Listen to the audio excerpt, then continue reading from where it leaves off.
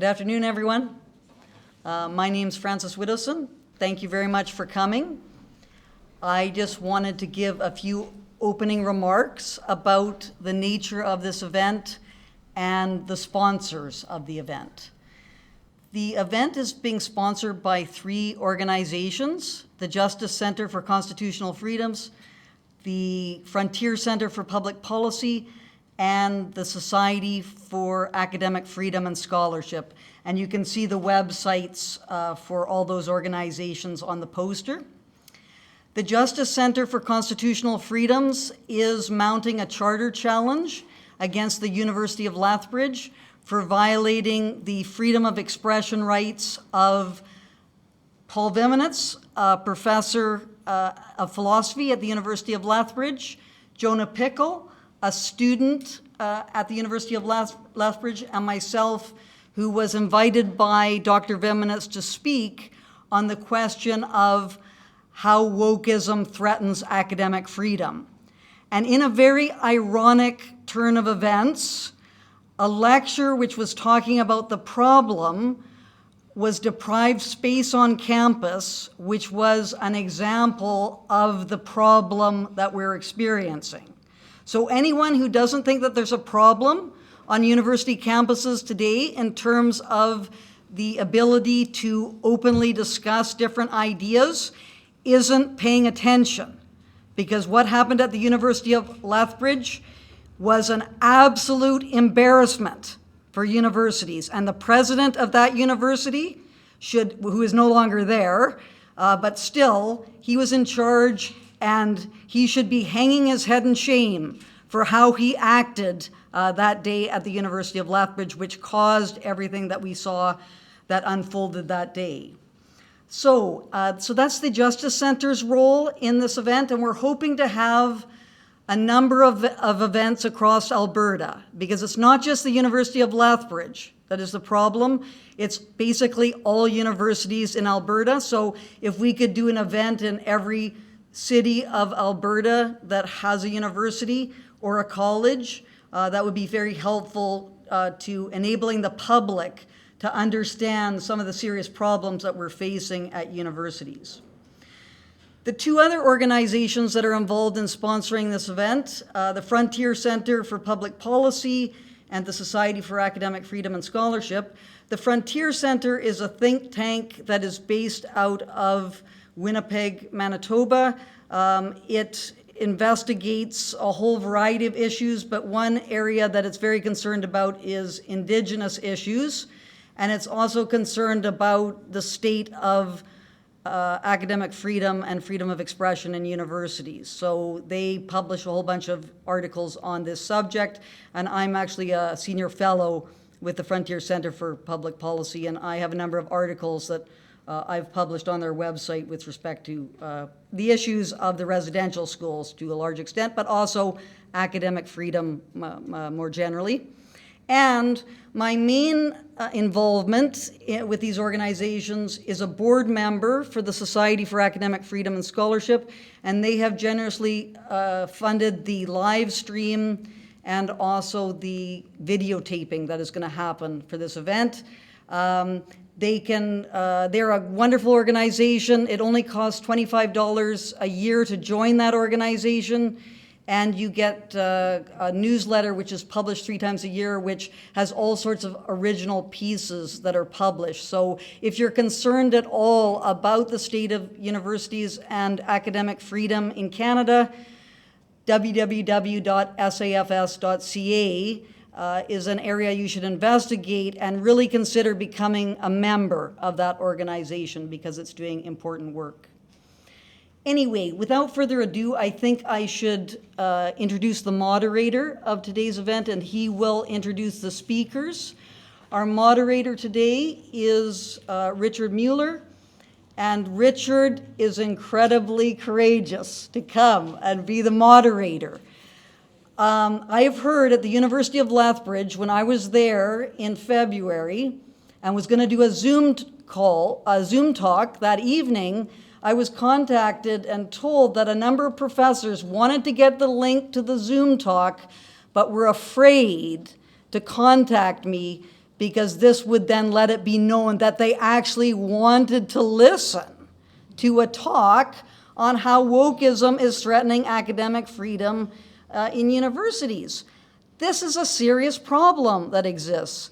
Anyway, Richard is a professor in the Department of Economics at the University of Lethbridge, and I am so pleased that he has agreed to come today and be our moderator for this event. Thank you very much, Richard, for doing what it is that you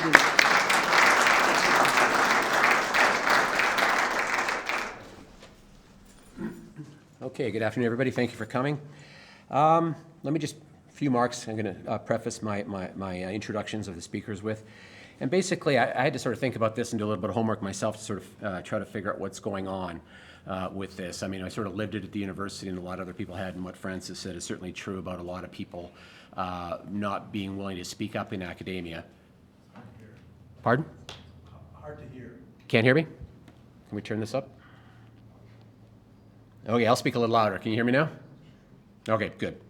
Okay, so I have a little bit of skin in the game. I'm a professor in the economics department at the University of Lethbridge, and some of the things that I've seen on campus do concern me. I'm not sure exactly which way I lean, and I really don't lean in either direction in this debate, I suppose. But what I do stand by is the ability of people to speak on campus. And sometimes their views are not very popular, sometimes they might even be wrong, but this shouldn't matter. We have academic freedom, which we have a group in Canada called the Canadian Association of University Teachers, and they define academic freedom as the right to teach, learn, study, and publish free of orthodoxy or threat of reprisal and discrimination. So I kind of like that definition. And then we want to sort of think about that in terms of wokeism too. What do we mean by wokeism? Well, I Googled wokeism definition and came up with 73,000 definitions of wokeism. And since I was doing this later on last night, I didn't exactly have time to go through all 73,000 of them. But what I garnered from what I did read was wokeism was first associated with the left to exemplify support and awareness of racial and social injustice. Seems like a good idea. But it has since become a pejorative weaponized by the right a lot of times. But also the left as well is extremely critical of wokeism in a lot of cases. Because it really undermines the fundamental principles of socialism or liberalism in a lot of ways, depending on how you define that. So it's being critiqued by both sides. So it's being attacked by both the left and the right, but the germane point for the discussion that follows is that academic freedom, with its freedom to deviate from orthodoxy without reprisal and discrimination, and wokeism, the way it's become anyway, with its tendency to suppress non-conforming opinions, are not compatible. I think the speakers will all agree, and I'm sure they're going to enlighten us on this a little bit more. One ground rule for all of this, basically, is show respect. This is the only rule I'm going to impose as moderator, is please show respect to each other. Okay? Ideas in an academic context survive or perish in the marketplace of ideas. That's what we do. Silencing critics or shouting down opponents is not how we conduct ourselves, or not, we shouldn't conduct ourselves. And sometimes that's become really blatantly abused, this respect. And this really concerns me. We should be able to talk about anything. If I talk to my students, I say we should be able to discuss anything at a university as long as it's factually based and it's respectful. That's how we make progress. And this dates all the way back to the Enlightenment. If you don't like the Enlightenment, think of what preceded the Enlightenment, which was the Dark Ages, which wasn't a very happy time. So anyway, the point is the bad ideas are going to be driven out by better ideas, and this is how we make progress in the academy. So anything is fair game as far as I'm concerned. And that's why I took this role today, because this is sort of near and dear to my heart, and I really feel strongly about it. I'm not sure if I agree with any of the speakers or not on issues. Like anything else in life, there's probably a gray area in there that as they say, even a broken clock is right twice a day, right? So I'm sure there's going to be some wisdom that we hear today. So each of the three speakers is going to speak for about 20 minutes, and I'm going to hold them to this time. You guys know the routine, how this works. Following the formal presentations, the floor is going to be opened up to questions from the audience for the remainder of the time, and then hopefully we'll still have some time to get out there and enjoy that beautiful day we have here. So now some words about the speakers today. The bios were provided to me by the speakers. So on my left here, our closest left here, is Dr. Paul Viminets. He's been teaching philosophy at the University of Lethbridge since 1997. He specializes in the philosophy of religion, philosophy of war, and game theory. Before he became an academic, he had a life. He could tell you about it, but then he would have to kill you. So, I mean, I had a chance to talk to him before, this started, and I didn't ask him about his previous life. That's why I'm still here able to speak, apparently. Jonah Pickle, in the middle there, he was born and raised in Calgary, Alberta. I don't think we needed the Alberta part in there, but it's okay. Jonah's in his fourth year of a Bachelor of Science degree in Neuroscience at the University of Lethbridge. During his time in student government, he became aware of and developed an interest in the effects of wokeism on the academy. He believes that the culture we're seeing on campus, the culture we're seeing on campuses today, in large part due to wokeism, poses a threat to the fundamental principles of the university. He believes that if we want to conserve these values, these institutions have to conserve these values that these institutions offer. We have to the acceptance and integration of these ideas into university pedagogy must be resisted. Okay, and then finally, Frances Widdowson. Dr. Frances Widdowson is a political scientist who studies Indigenous, non-Indigenous relations, academic freedom, and the impact of wokeism, which is, in brackets, identity politics that has become totalitarian on universities. She's currently working on 2 manuscripts. One concerns the development of the Woke Academy. The second is about the hysteria surrounding the non-discovery of 215 graves at the Kamloops Indian Residential School. So, Isaac Asimov, famous American biochemist and writer, he said that any book worth banning is worth reading. Or to paraphrase him, any presentation worth banning is a presentation worth attending. And so I'm hoping we fit into that category today, and we can have a lively discussion, being respectful of our speakers and each other. So thank you very much. I invite Paul Viminets up to the podium for 20 minutes.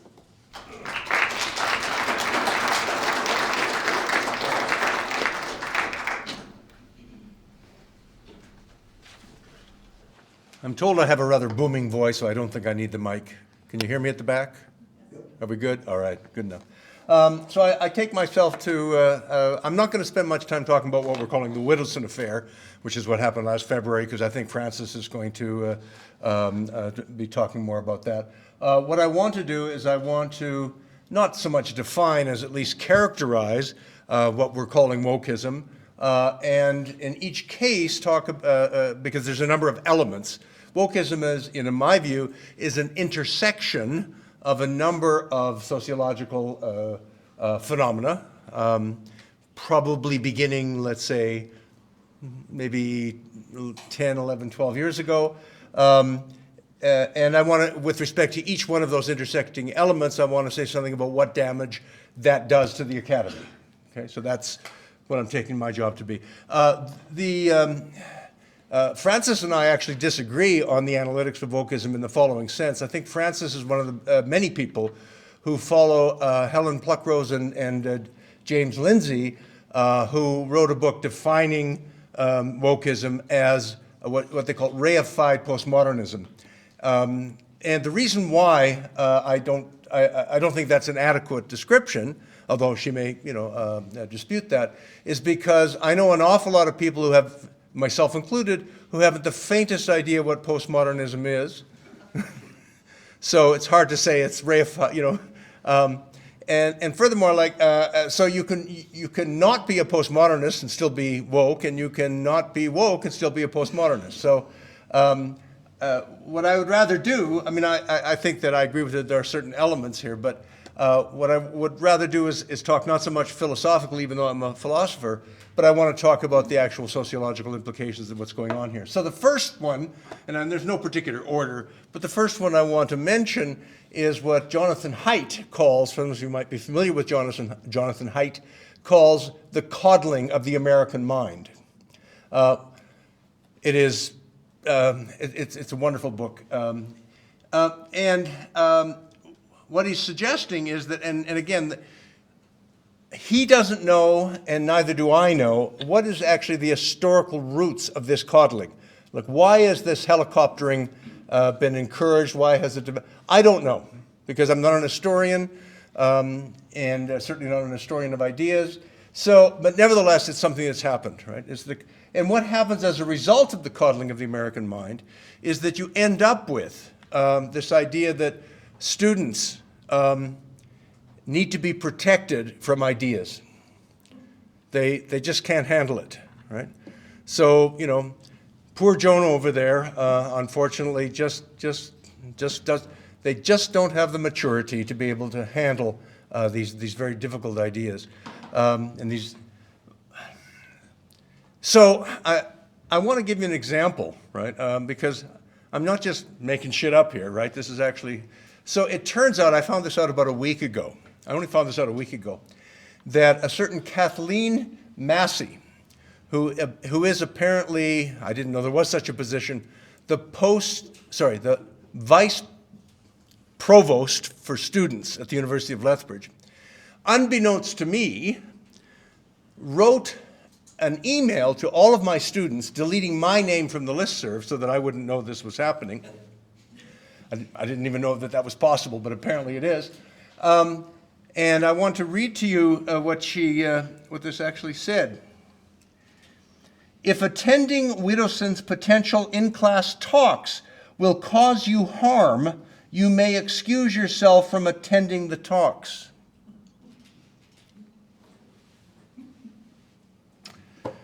Okay, so there's a few difficulties here. First of all, how would you know that you're going to be harmed by being exposed to ideas that you don't know what they are? So somehow you have to be able to anticipate what it is that Dr. Widdowson is going to say, but if you can anticipate that, aren't you already harmed? I mean, if you already know the ideas that she's going to, okay, I want to just say one of the side intersections here is that I think because of this catering, because of this coddling, there has been a diminution in the capacities of some of these people for critical thinking, and I think this is pretty much a clear case of it. I have my favorite. I don't think that Ms. Massey is one of the sharpest pencils in the box. Okay, and would that I could say this is an unusual, but it's not.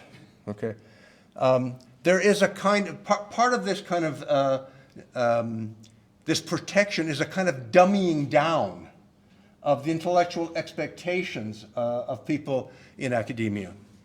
And so what happens is you do end up with this kind of thing. That's just the tip of the iceberg. I could spend the entire afternoon telling you about some horror tales about just how unsharp some of our administrators, some of my administrators and colleagues are in this matter. But the core idea here is that exposure to ideas can be harmful. And I've never quite understood that, how that's actually possible. The presumption here, therefore, is that the university has to protect people from harm. And as I say, it produces this kind of level of stupidity. This coddling, by the way, dovetails, and I'm sure that some of you have heard about this complaint as well. This is not really one of my complaints, but it dovetails with what people are worried about, the marketing, the marketization of the university. And what happens is that universities are now competing with each other for market share, right? We need students, because that's where our money comes from, not just their tuition, but of course, I think your tuition, Jonah, correct me if I'm wrong, is about 25% of what it costs to educate you. The other 75% comes from you, the taxpayers, right? And so nevertheless, we're competing for this government funds, right, for our university. But if you're competing, then what you have to do is you have to kowtow to the lowest common denominator, right? And so as a result, you have to dummy down the product. And this, is also a pretty serious. So I think that that's part of it. The other part of this stupidity that I was talking about is that it produces. I don't know how many of you have read Alice in Wonderland, but it's. You remember the character Humpty Dumpty? Okay, so Humpty Dumpty sat in a wall. Okay, so there's one encounter between Humpty Dumpty and Alice, right? And he misuses a word, and Alice says, "I don't think that word means what you think it means." And Humpty Dumpty turns around and says, and this is why it's called a Humpty Dumptyism. Turns around and says, "A word means whatever I say it means." which is fine if they would tell you what the word means, right? But apparently, words are now being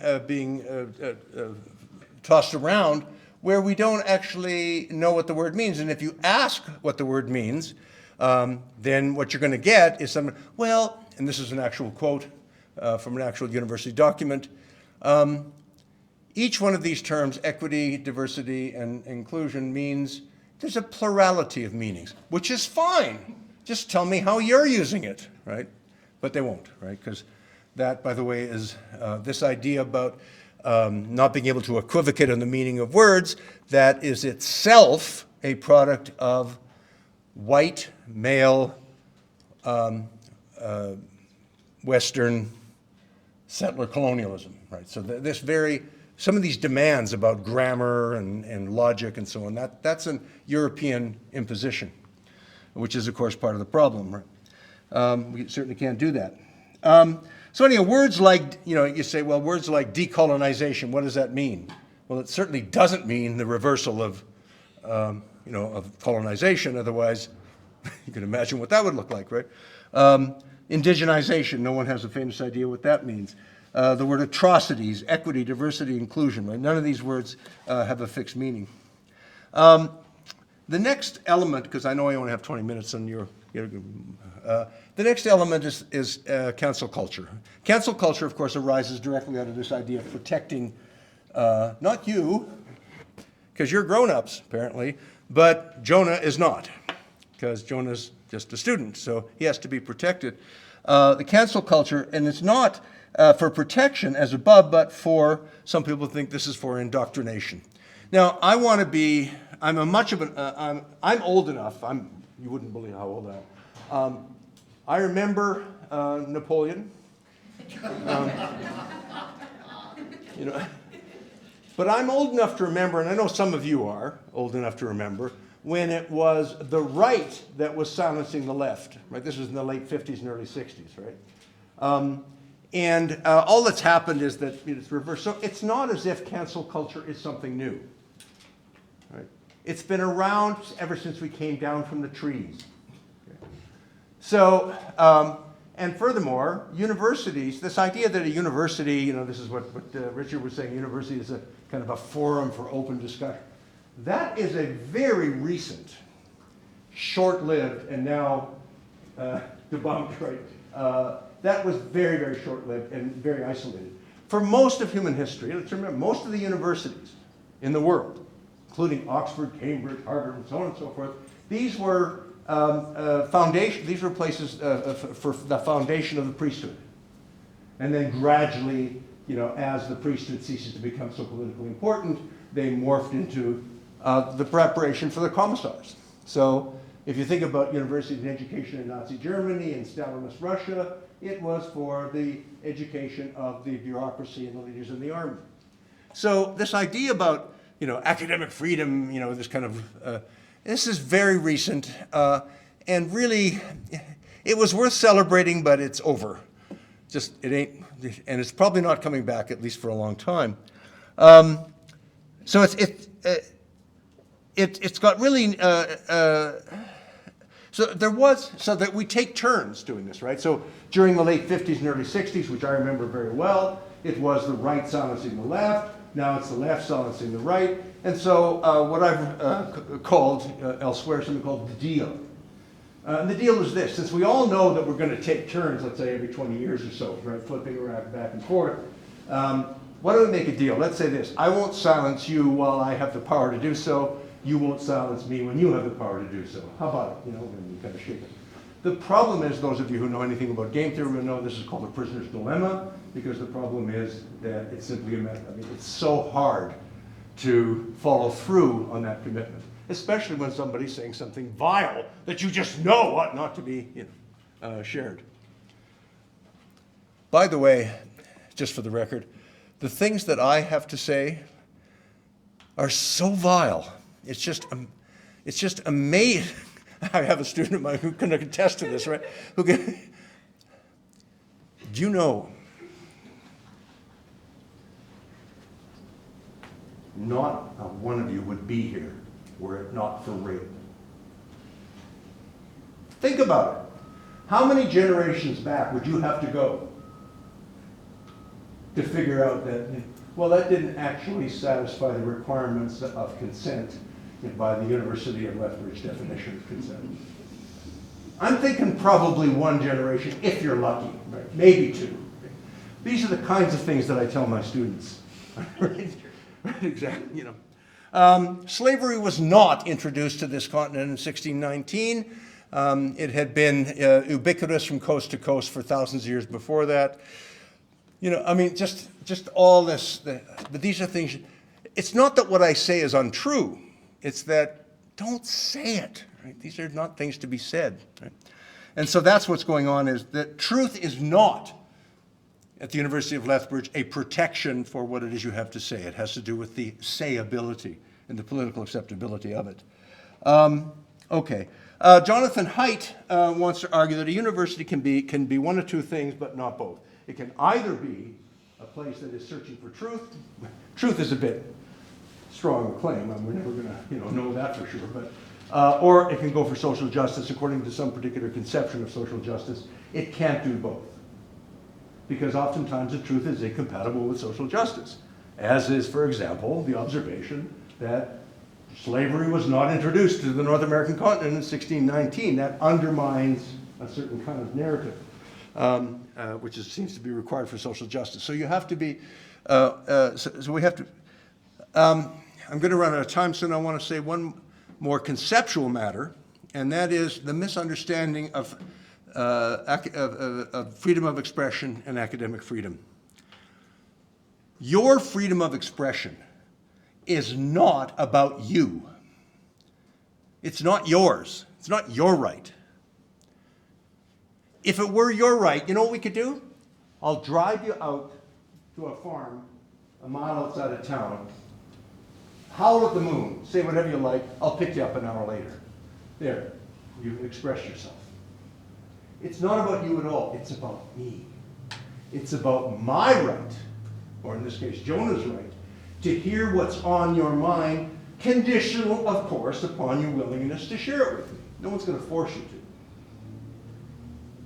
That's what freedom of expression is all about. Academic freedom is almost like the inverse of that. My academic freedom is my obligation to share what's on my mind with my students. Could you imagine, I'm a philosophy professor. I'm sitting there in front of my class. Sorry, I don't really want to say anything. What are you paying your tuition? You're paying your tuition to listen to what I have to say. I have an obligation to share my research with my students. So it's a very different kind of thing. And there's a lot of misunderstanding about that.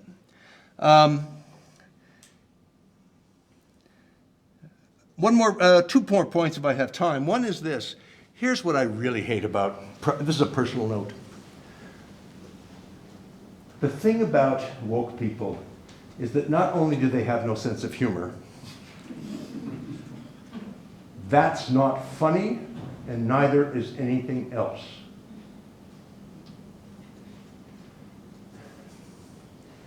Humor is social lubrication. Without humor, you have to be able to joke, and jokes include. There are certain jokes I can tell. I can tell anti-Semitic jokes because I'm Jewish, right? But you need to be able to, by the way, I highly recommend there's a guy named Ari Schaffer. He's got this thing called Jew. It's about an hour and a half of just self-deprecating humor. It just kills you. He's very funny. But without that, we got nothing, right?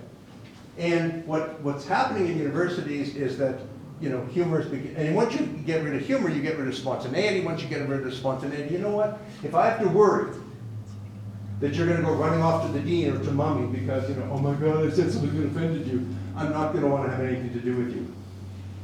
I'm just not going to want, I need that kind of, you've got to be able to play. And so what wokeism does is it kills that playfulness at the university.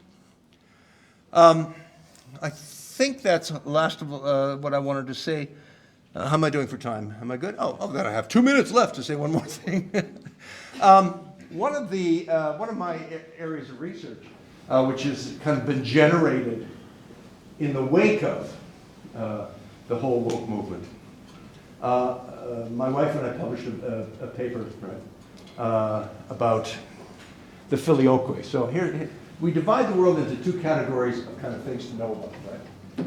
One is like, I need to know whether that bridge is going to hold my weight.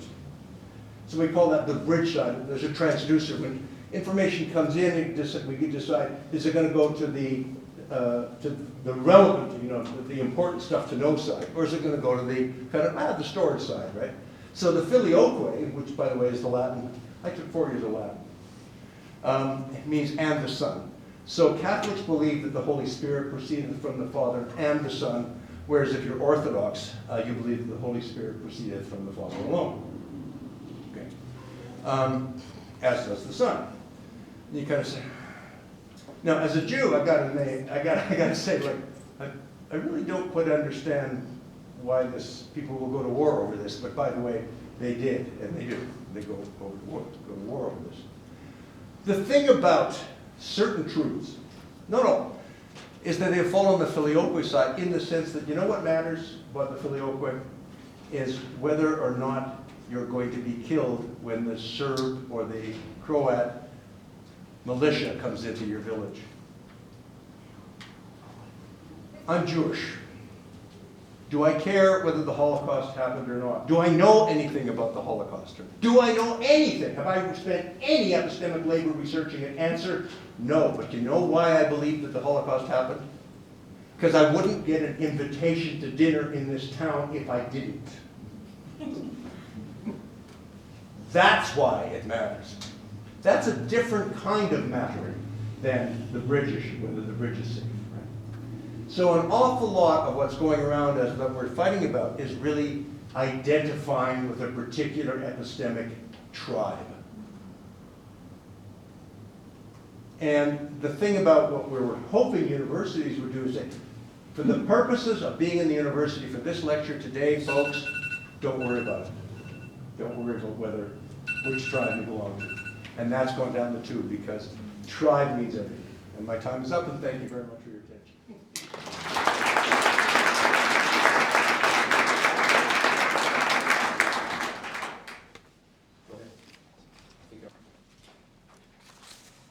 Thank you, everybody, for coming. My name is Jonah, and I'm a student at the U of L.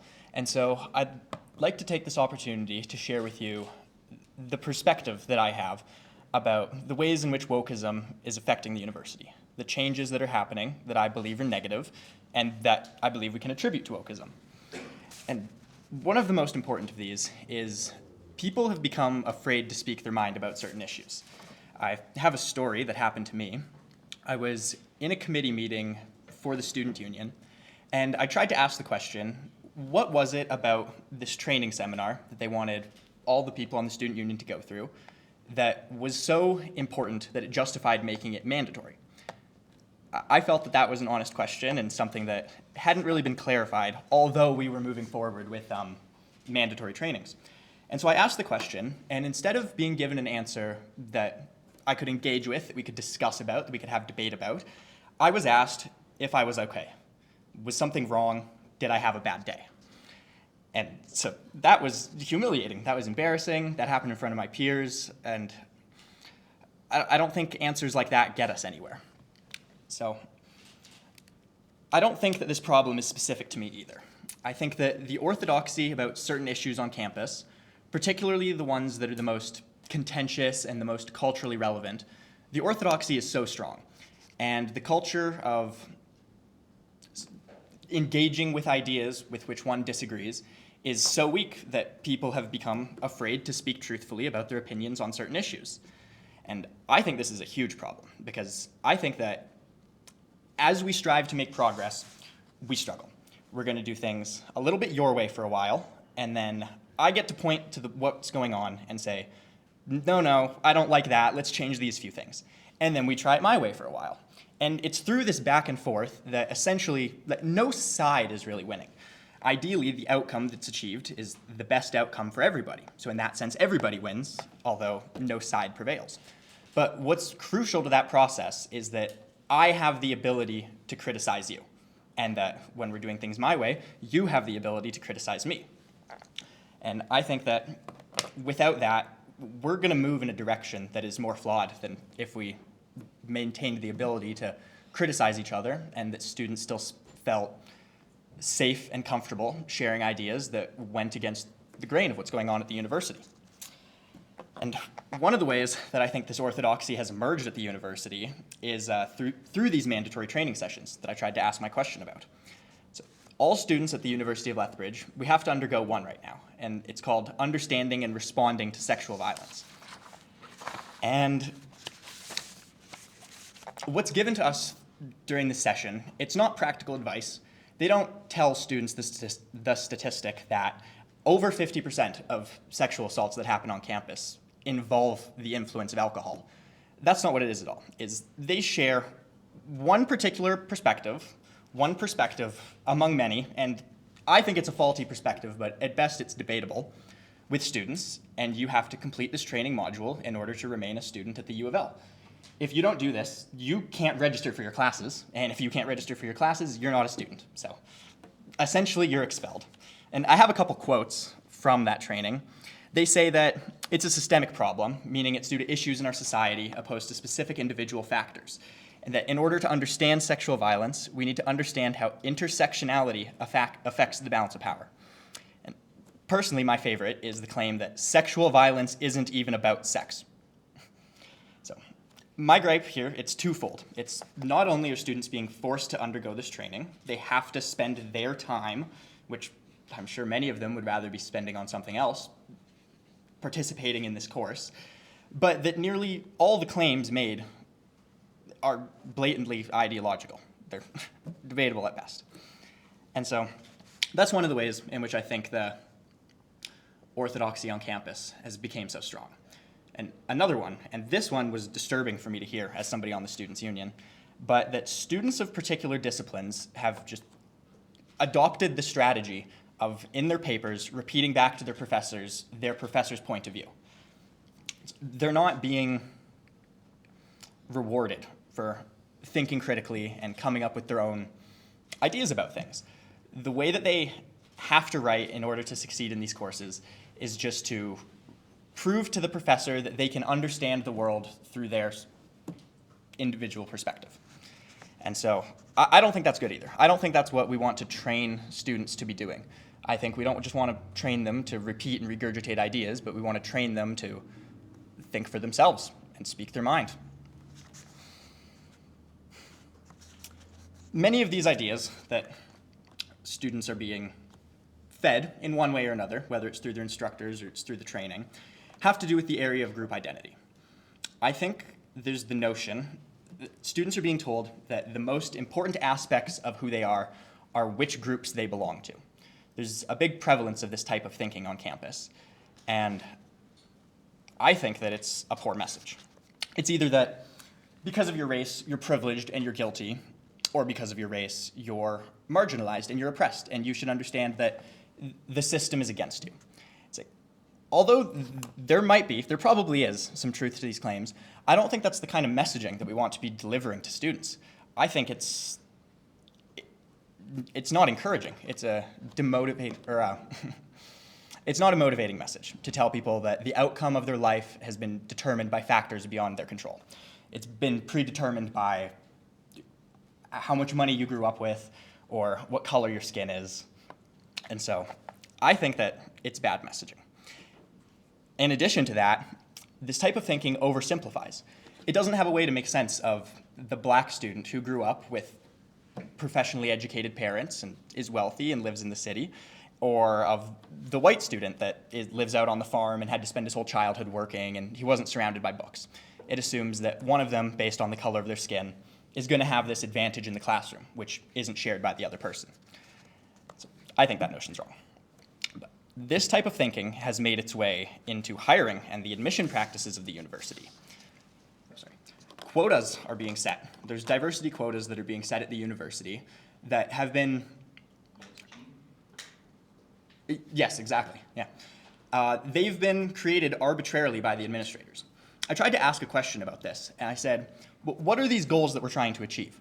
Are we trying to recreate the cultural breakdown of Lethbridge, or of Alberta, or of Canada? Because one of those, it would make sense, you know? If you have 20% of one group in Lethbridge, but you're seeing 0% of them in the university, it makes sense to take a look at them and say, what's going wrong here? Why aren't they showing up? But that's not what's happening, is that administrators are having the conversation amongst themselves about which visible identity groups they want to increase in proportion, when I'm not sure that they're having the conversation about which ones have to decrease in proportions for ones that are mutually exclusive to increase. We don't hear anything about that. Even in meetings, we're not privy to that information. So I'm not sure that that discussion is even being had. Sorry, Frances.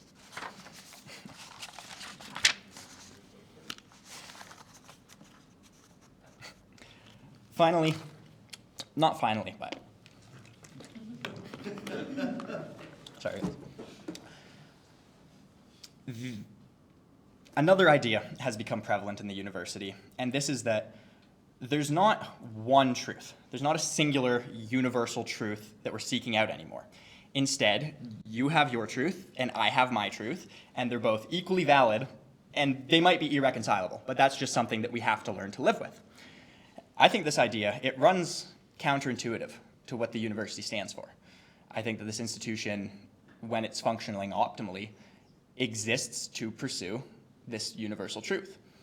And it's through this claim that you can have your truth and I can have mine, and that neither of us are more right or more wrong than the other, that we enable the argument that justifies the censorship of ideas, like what happened to Frances, which is that the ideas in which she's sharing are somehow psychologically harmful. Since everyone has their own truth and they're all equally valid, it's unnecessary to challenge the belief someone holds if doing this will cause them harm. So, I think this way of thinking has developed like this. I think that students have been told that the most important part of who they are their identity groups, and these identity groups, they share dogma. And because we're taught that these identity groups are the most important part of who we are, we're supposed to integrate these beliefs into our personality in such a way that it's a characteristic of me. I believe this thing because that's what my group believes, and if you challenge that belief, you're doing me psychological harm, in the same way that you would be doing me psychological harm if you attacked me based on any of my other protected identity characteristics. So,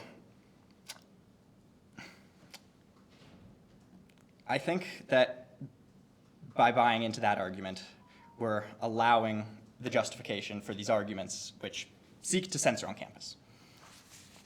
I also think that the notion that there's more than one truth is flawed, and if we buy into it, it doesn't allow us to negotiate with each other. You know, if you had your truth and I have my truth, and they both happen differently and they're irreconcilable, how do we negotiate about anything, you know? When me and my girlfriend, we have a disagreement, a situation happened one way, I obviously perceived it my own way, I experienced it my own way, she felt the same way as well. I don't see what goal can be reached through our discussion and through our negotiation, trying to figure out what is it that actually happened here, you know? You're probably right to an extent, I'm probably right to an extent. But unless there's the idea that there's a truth which we're trying to get to, then that's where it ends. It's you're probably right to an extent, I'm probably right to an extent. That's the end of the story. So, I guess now what I'd like to do is just read a few of the promises that the university has made to their students in their mission statement, and under the commitments, what they promise to us, and what competencies they seek to grow in their students. And so when I registered as a student at the U of L, which was in 2020 and 2021, in that course catalog, they stated that we encourage and protect free inquiry and expression and model collegial and civil debate, dissent and controversy to critically explore and resolve issues. We believe in academic freedom. Under the competencies and skills, they said that they want students to be able to understand complex social issues from multiple viewpoints. They want students to become adept in logical and evidence-based reasoning, and they want us to practice how to prepare and defend arguments.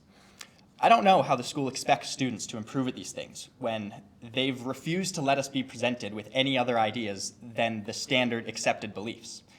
And then the administration as well, they then encourage and applaud the students for shouting dissenting voices off campus. So I don't know how we're going to, I don't know how they expect us to practice and refine these skills when we're not presented with arguments other than what's orthodox at the university. And so I think at this point we have to ask, what is it that we want from a university? Do we buy into the argument that questioning particular beliefs constitutes doing a person harm and that we should prevent this harm by any means necessary, even if it calls for censorship? Do we believe that there is a truth and that it's a universal truth that we can slowly unveil through the systemic application of reason? Do we believe that the university is giving students the values that they advertised and that they're living up to the promises that they made? And are these promises what we still want? And so, to answer the question that we're here to speak about, does wokeism threaten academic freedom? I think yes. I think any ideology that calls for censorship of ideas poses a threat to academic freedom. But I don't think that that's the full extent of the damage that's being done to university campuses. I think that it's making students feel fearful to speak their mind, and it's imposing consequences and alienation upon them when they do. I think that the university is imposing a perspective upon students through training, and certain instructors are requiring agreement to get an A. I think that the message with such an emphasis on group identity is demoralizing, and it's oversimplifying. And I think that these ideas have begun to influence our hiring in a way that it doesn't guarantee us the best staff.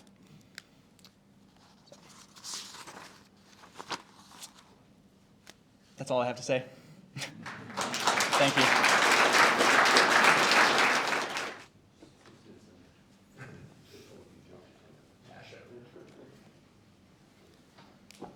Thank you very much. I appreciate very much what my colleagues had to say about these circumstances, although we might disagree a little bit on the various definitions and so on. I think that was very important what Paul said, which is you need to be able to define your terms so that everyone can understand what you're talking about. And we have a lot of confusion that is going on with respect to terminology. So I am going to do the same thing, which is to define my terms first before I get into discussing what occurred with respect to the University of Lethbridge incident on February 1st. And I think what I'm going to do in this regard is, people might not know this, but on the opening slide it said opponents, invited opponents. I invited 10 people from the University of Lethbridge to come here and speak, whatever their position might be, on how does wokeism threaten academic freedom. They were administrators, the president, the provost, Kathleen Manning, who's been mentioned. There was Nathan Crow, who is a student representative on the Students Association, who started a petition to stop me from speaking. And then there were a number of professors who spoke out against my ability to speak on social media. I've just chosen the highlights, the two professors who I think were the most significant in this regard. And I'll show what they argued with respect to why the talk that I was going to give should have been canceled. But before I get into all of that, I want to define wokeism and academic freedom so that you can understand what I mean when I speak about wokeism.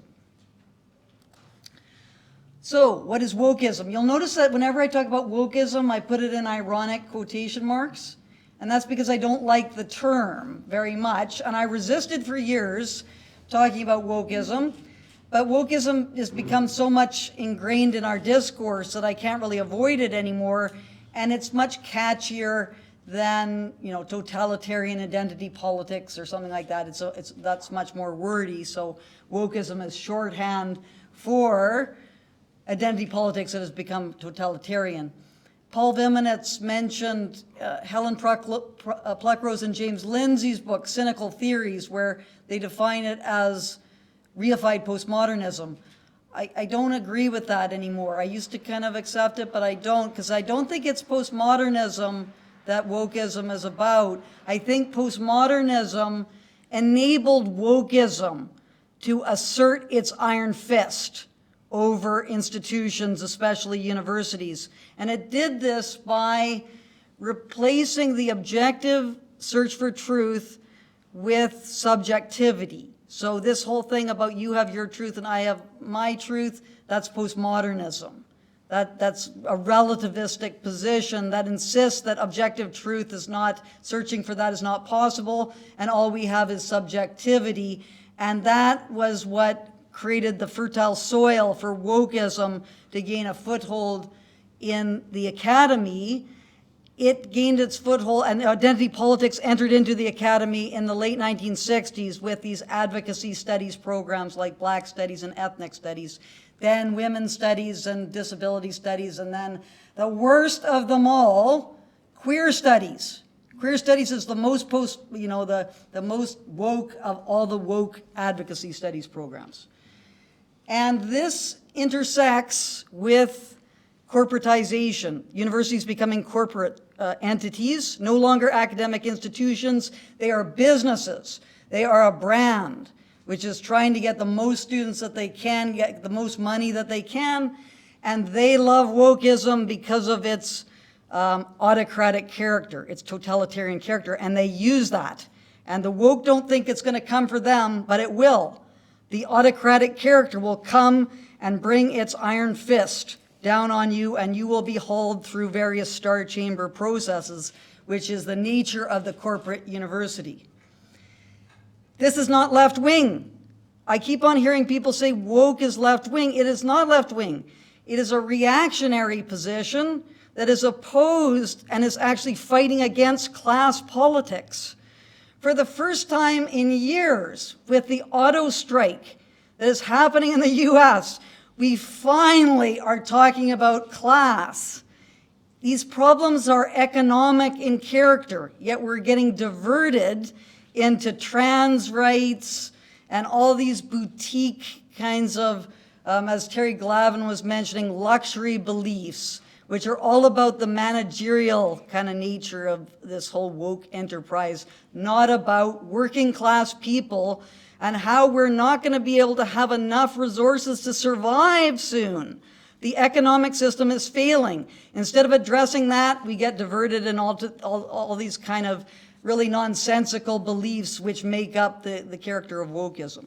So that's what I'm talking about with respect to wokeism. Academic freedom, I think I'm pretty much in agreement with Richard about academic freedom.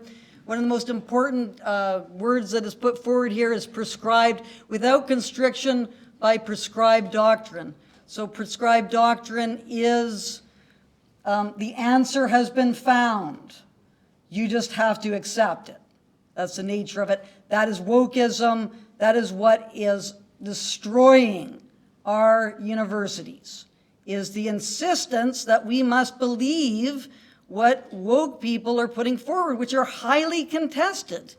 It might be true, but it's probably, many are not, many of these views are not, and we should be able to challenge that in universities, and we're not being able to challenge that because of the prescribed doctrine that's being imposed upon us.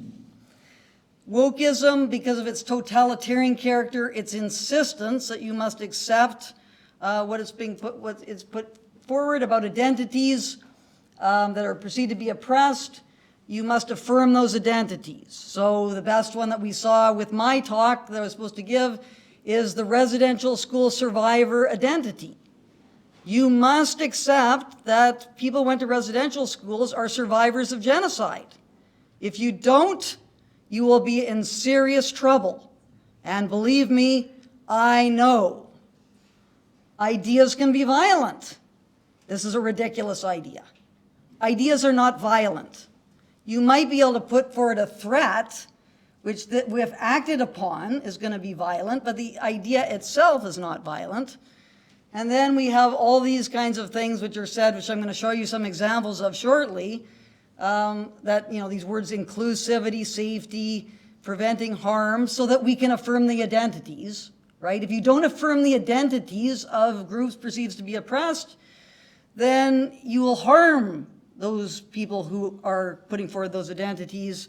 And we have to exclude people in the name of inclusion so that they feel safe. And we're going to do this by any means necessary. Coercion is going to be coming down the pipe, and we see this on the residential school file with the criminalization, the proposals to criminalize what's called residential school denialism, which is not defined, but generally is if you deny that the residential schools were genocidal. This is a debate amongst historians. Some argue that it is, some argue that it's not. The most well-known historian on the residential schools, J.R. Miller, argues that the residential schools were not genocidal. So let's hear his arguments and not criminalize him and put him in jail. All right. Then I'll finish the remainder of my talk by looking at some of the opponents and what they were claiming, which was an embodiment of wokeism. So they were arguing that identities had to be affirmed, and how were they doing that? That is one picture of a woke protester who had a handout, which unfortunately I don't have a copy of. There was a bunch of copy under the Racism is Not Free Speech, and it was evidently incomprehensible. But I'd like to get a copy of that if anyone has it, and if you can send it to me, because I never really saw that, but I heard it was crazy. Anyway, this is a clown show. Bring in the clowns. This is anyone who was opposing my talk and wanting me to be canceled, you should be embarrassed, because what I have to say is not controversial. It is just critically, thinking critically about things. I could be wrong, obviously, but in order for me to find out how I'm wrong, I have to engage in discussion with people, and this is being prevented by administrators and professors and students at the University of Lethbridge. So let's look at some of these, what I will call clowns. Biggest clown of them all, President Mann. Oh, this president. He did 3 announcements, which are just totally embarrassing. But his capitulation, he first of all said that it would be protected, the speech, and then he caved because he just has no spine, and he's not an academic, and he's not able to defend the academic character of his institution. And he used the loophole. Actually, it's in the Chicago Principles. There's a loophole about regulating facilities. That means that you can't have someone constantly trying to speak all the time. You have to regulate that, because if one person speaks all the time, then no one else gets to speak. That's what it's referring to, not you got to regulate talks because, they could impact meaningful reconciliation, which incidentally is only supposed to happen if we have the truth. But how are we going to have the truth if we can't have any discussions about it? And then providing a safe place for our diverse community, which diversity in that sense does not mean including people like me, because I have to be excluded in order for this diverse community, which all thinks the same way, to exist at the University of Lethbridge. And then the worst of it all, which was after that horror show, that absolute idiocy that happened when I was in the atrium, he goes and thanks everyone for doing that. So this is just absolutely amazing. And, the University of Lethbridge is just not an academic institution anymore as to what's going on there. Ochlocracy, rule by mob. That's what's happening at the University of Lethbridge. This is the second worst thing, which Paul was mentioning, is Kathleen Massey, vice provost students, whatever that means. A provost is the highest academic post in the university, protecting the academic character of the university. What is this, in brackets, students? This is student coddling, getting intermingled with the academic mandate of the university. And Paul already discussed what she said. That is embarrassing. That is completely embarrassing. And I'm amazed that that could happen, and a grievance will be filed about this, as this is a complete violation of Paul Viminetz's academic freedom to have an administrator going and talking to his students without him even knowing about it. It's up to Viminets as to whether students are supposed to attend this lecture or not. He's invited me to share my ideas with these students. This is ridiculous. Indigenous Studies Department, a whole department, wrote a letter denouncing me because of my anti-Indigenous rhetoric, which is not true. My rhetoric, if it is rhetoric, is pro-Indigenous. I think Indigenous people should have the same standard of education, high educational standard, as all other students at the University of Lethbridge.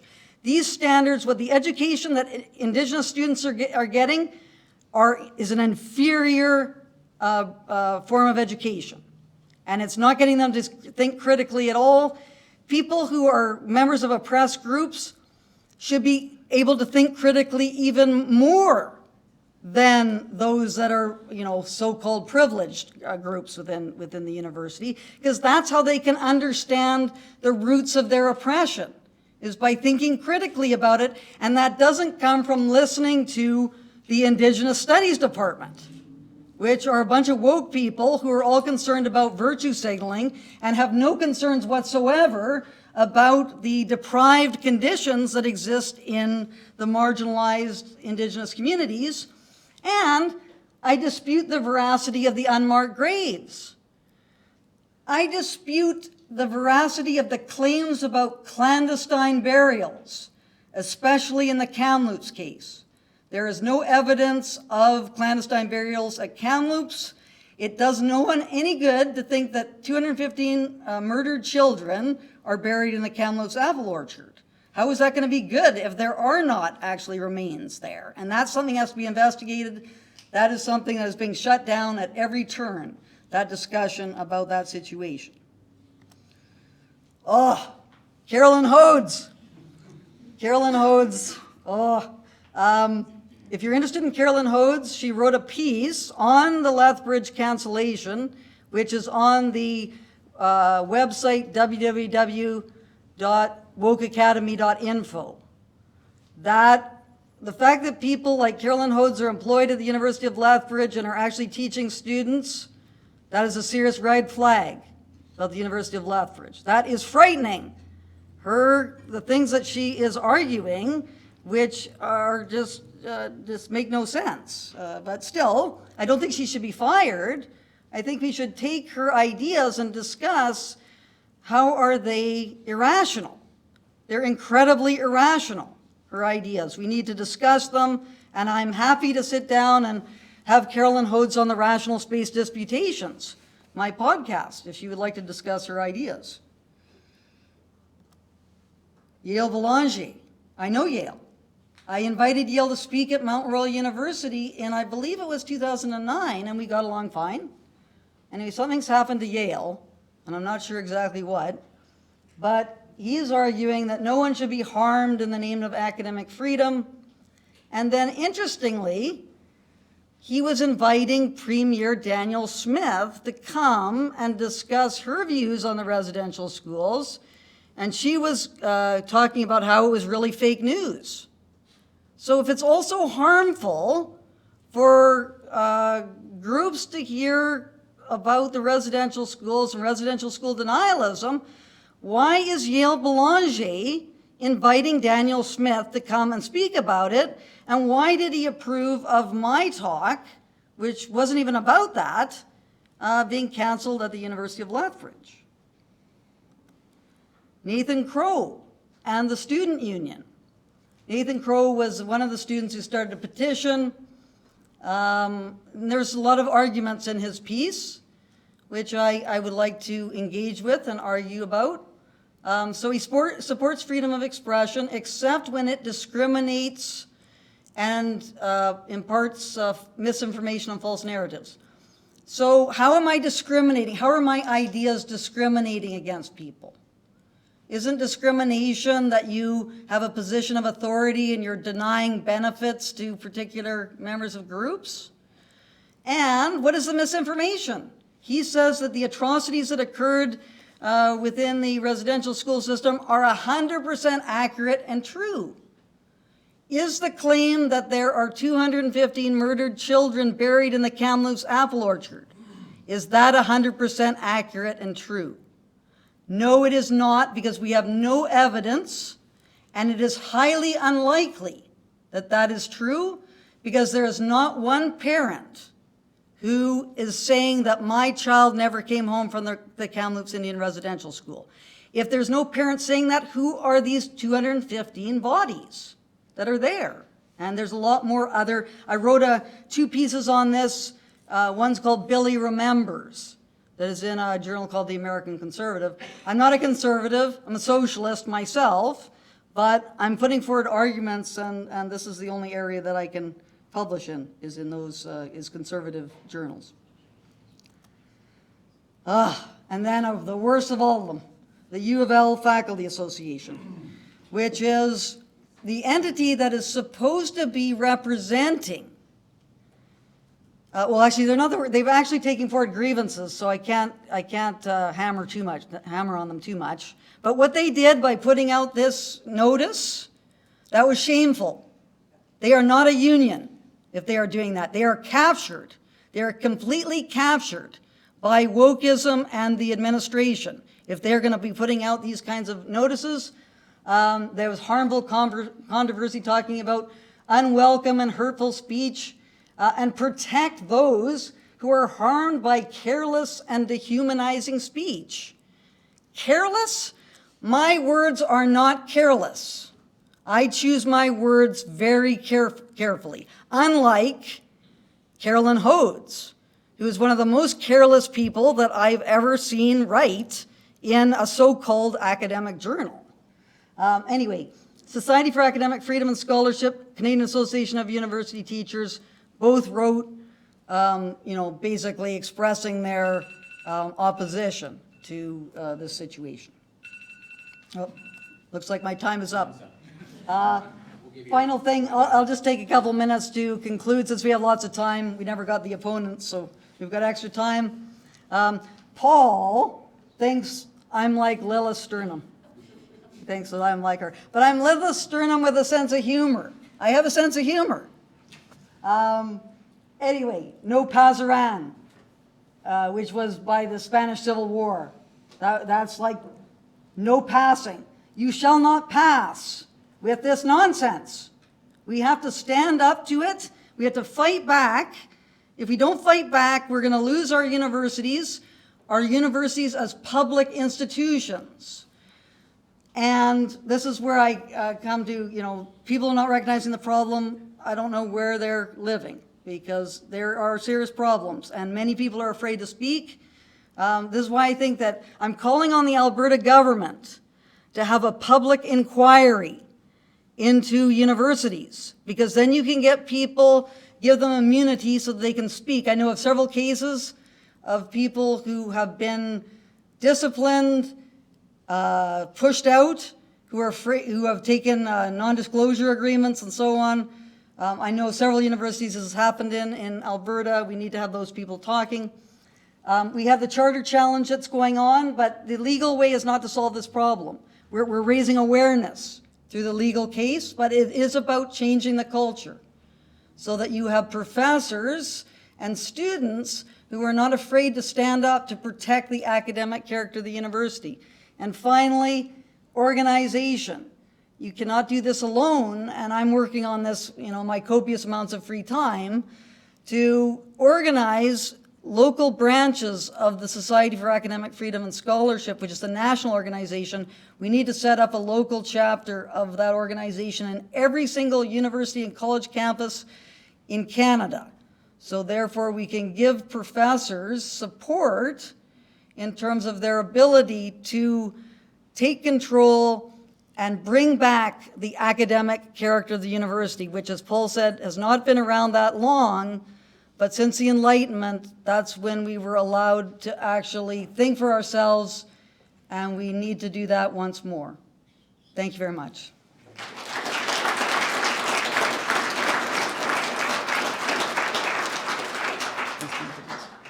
Okay. As I said at the beginning of this, we're going to open up to questions and answers right now. Just be aware that this is being recorded, or it's a live podcast, or so, or live stream. It's also going to be a video. Live There stream will and be a a video. video that is going to be produced about it. So we do encourage questions, again, in a respectful manner. We appreciate that, but also just be aware that you might be recorded as a result, okay? Do we need the mics for? I've got 2 mics. Okay. You don't need a mic. No. No. Okay, just not all at once, please. Came up a couple of times. Could you guys please define what you mean by when you say orthodoxy in the universities? Did everybody hear that? The question was about what they mean by when they talk about orthodoxy in university. Go ahead. I didn't use the term, but orthodoxy is an opinion that's demanded, like it's the one opinion that you must hold. Yes. So some examples of this are certainly, I know absolutely nothing about, nor do I care to know about, nor do I want to spend the rest of my life learning about, for example, global warming or climate change. But you certainly can't deny climate change at the university, or you're a pariah. I'm trying to think of think about things like cultural appropriation. Okay, you realize that if it wasn't for cultural appropriation, there would be no tomato sauce on your pizza. So what happened is that the importation of tomatoes from the New World to Europe wiped out an existing culinary culture in Italy. Just wiped it out and replaced it with tomato sauce. So but you're not allowed. That's unorthodox to bring. It's not so much that it's false, right? It's that right believing requires that you be very selective about, for example, if you're talking about cultural appropriation, what counts and what does not count as cultural appropriation. I mean, it's certainly true, for example, that a lot of your ancestors are here because of the potato famine, right? In the 1845 in Ireland, in the 1840s in Ireland. Of course, there wouldn't have been a potato famine if there hadn't been potatoes, but there wouldn't have been potatoes if they hadn't been imported from the New World to Europe. Right? But those are the kinds of. So what happened is that the Europeans brought all kinds of diseases to North America, smallpox, for example, in exchange for syphilis. Syphilis is a North American, Western hemispherical indigenous disease. We've wiped out smallpox, but syphilis is still alive and well. But those are the kinds of observations because they don't fit a particular narrative. It's not that they're false, it's that they don't pick a particular narrative. So in terms of what orthodoxy, in my view, is what narratives you're allowed to express versus what narratives are kind of contrary to the narrative that needs to be. And I could go on forever and ever about that. Anybody? Yeah, I think Frances defined it well and Paul explained it well. It's just, what's the prevailing narrative that the majority of people on campus are buying into, and what's the narrative that... Not even majority necessarily, Not right? the majority. Not because necessarily, right? Lots Just of people are the vote, pretending. yeah. Lots of people, they don't accept these ideas, but they're just pretending that they do, because that's... So they can go to class, so that they can stay friends, or at least friendly with the people around them, so that they get along with their professors when they have to take a... By the way, the Holy Spirit proceedeth from the Father and the Son. That's filioque, which is Latin for and the Son, okay? That's orthodoxy if you're Catholic, which is ironic because it's the Orthodox Church of the Eastern Orthodox Church which denies that and says that the Holy Spirit proceedeth from the Father alone. So orthodoxy gets Yeah, exactly what I was going to say. It's not so much a question as saying thank you for standing up and speaking your mind and not being shouted down by everybody else that says, I don't like what you're saying. Thank you. Thank you.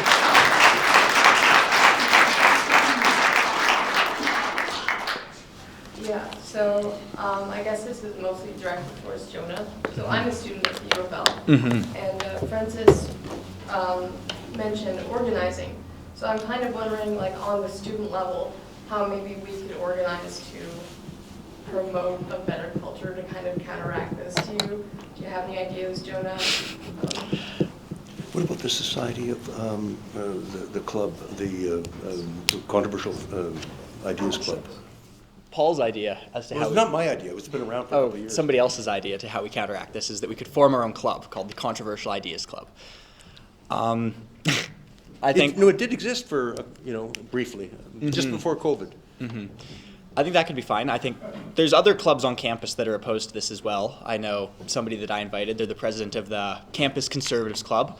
And so I don't know where you fall politically, but I know that they are opposed to some of what's going on at least. I think the students just need to tell their teachers, tell the professors, write to the administrators, like complain. Like, we've had enough of this. We don't want to be coddled anymore.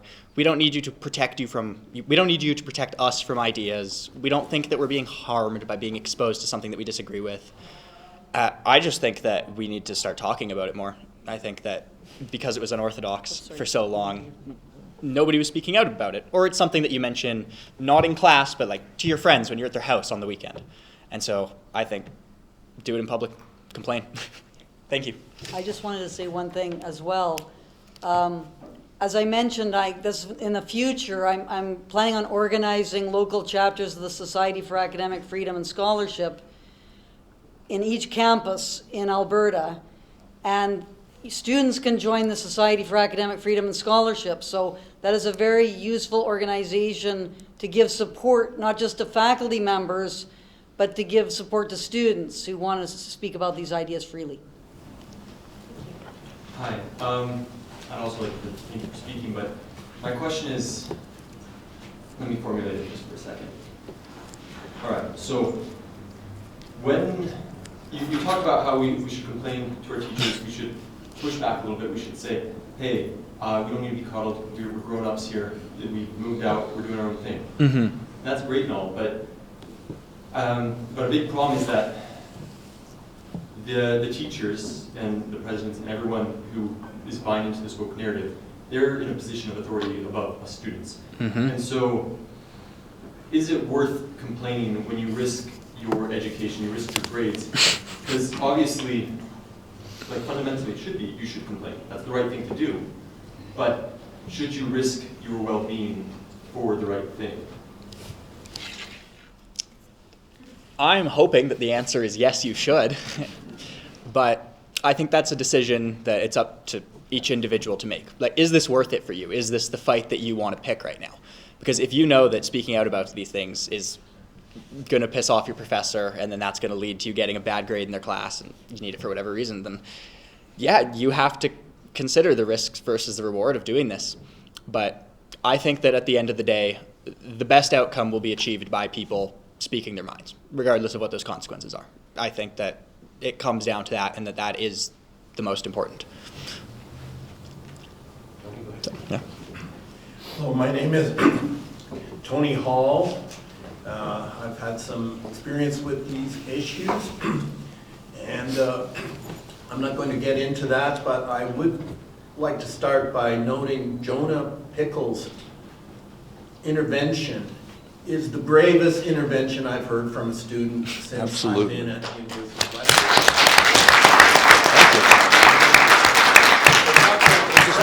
The university, whose reputation has yet to be set, we don't really know him. The fact that he isn't here doesn't speak well so that he could hear you. And I must say, the student union, they indoctrinate the student union. The president treats the student union as some kind of appendage of the administration. And I don't know what, at one point they go off at the beginning of the year to some kind of holiday in a nice hotel in Banff or something, and they get indoctrinated. And that student union is a reflection of the corruption of the administration that wants to use that student union as an instrument for its corrupt politics. And Mike Mon, he finished with Frances Widdowson, but he started with me. That's right. And there's a lot more than an issue of a lecture that was screamed down in my case. So I just want to say that one of the things, I still don't get any questions really about what happened, but I was a professor, and I am Professor Emeritus in Native American Studies. And I came to Lethbridge from Laurentian to teach Native American Studies. And that would never have happened if I was there. I'll tell you, have anybody heard of Tom Flanagan, who had Stephen Harper as one of his students and developed a whole, Daniel Smith was one of his students, and Ezra Levant, he was legendary. He essentially invented the government of Canada out of Calgary, which is an amazing thing. And his area was Native studies. Like, he studied Louis Riel. He wrote books essentially saying Aboriginal and treaty rights don't mean very much. They're kind of a small thing. He was an expert in many court cases, arguing that on behalf of the Crown.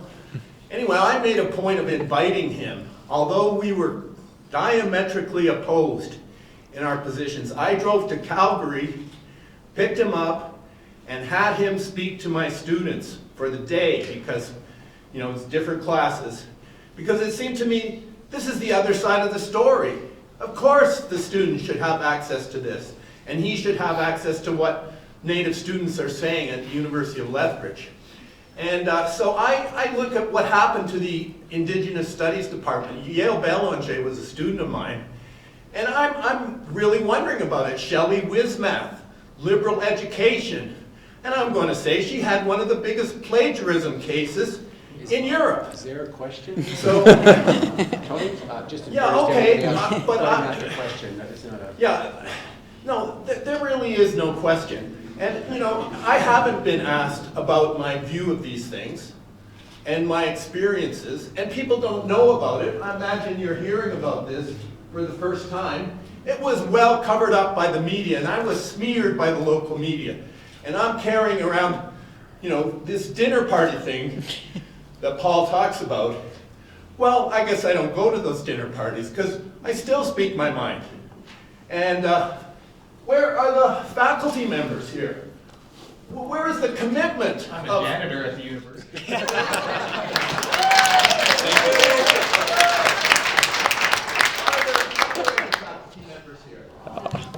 Are there any faculty members here? Ex-faculty members. Yeah, well, good for you, but it doesn't speak well for the faculty at the University of Lethbridge that they're not here to deal with their own academic freedom.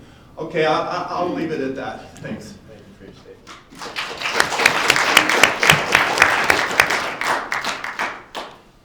If I could just respond to Tony. So, Tony, your case is very important, and we should probably revisit it if you want to do that. I know you never pursued it at the time, so... No, I pursued it, but I was censored. Okay, but hey, we can open it up again if you want that.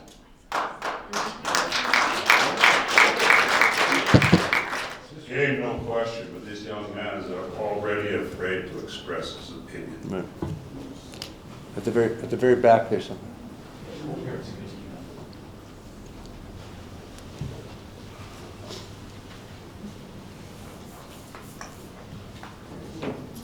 Thank you. Dr. Pickle. I'm not a doctor. Or, the one on my left. Yeah. Viminets. Oh, you're Dr. Viminitz. Okay, sorry. Well, I couldn't see from back there. My 80-year-old eyes aren't as good as they used to. Anyway, when you self-identify with your Jewish heritage and spirituality, I flashed back about 30 years to a fellow by the name of Jim Keekstra. And I guess the question that comes to my mind is, where do you draw the line between freedom of speech and hate speech? This is a wonderful question, and it's one that I've been grappling with for at least actually since the Tony Hall case. By the way, at the time, I don't know if you guys know who Jim Keekstra is. Jim Keekstra was the high school teacher in Eckville, Alberta, who was, I think he was also the mayor of Eckville, I think. I could be wrong about that. But yeah, Tony's nodding. And anyhow, he was teaching his students that the Holocaust was a Zionist myth, okay, that the Holocaust never happened and so on. Coincidentally, at the time I was a grad student. I was doing my PhD at the University of Alberta, and I had a kind of a teaching gig at Red Deer College, which is very close to Eckville. And so there's this kid in my class, and this is an intro philosophy class, and his last name was Keekstra, first name Darren. And I thought, oh, there must be all kinds of Keekstras. It's a Dutch Reformed community, all kinds of Keekstras around there. Turns out it was Jim Keekstra's son. Okay? But I didn't want to mention that I was Jewish at the time that I was giving this class, because I figured the kid already had enough shit on his plate from his father's reputation, what was going on in the courts. I wasn't going to make it any worse for him. But when the course was over, I had to go back to Red Deer College to, I don't know, pick up some marks or something, I can't remember.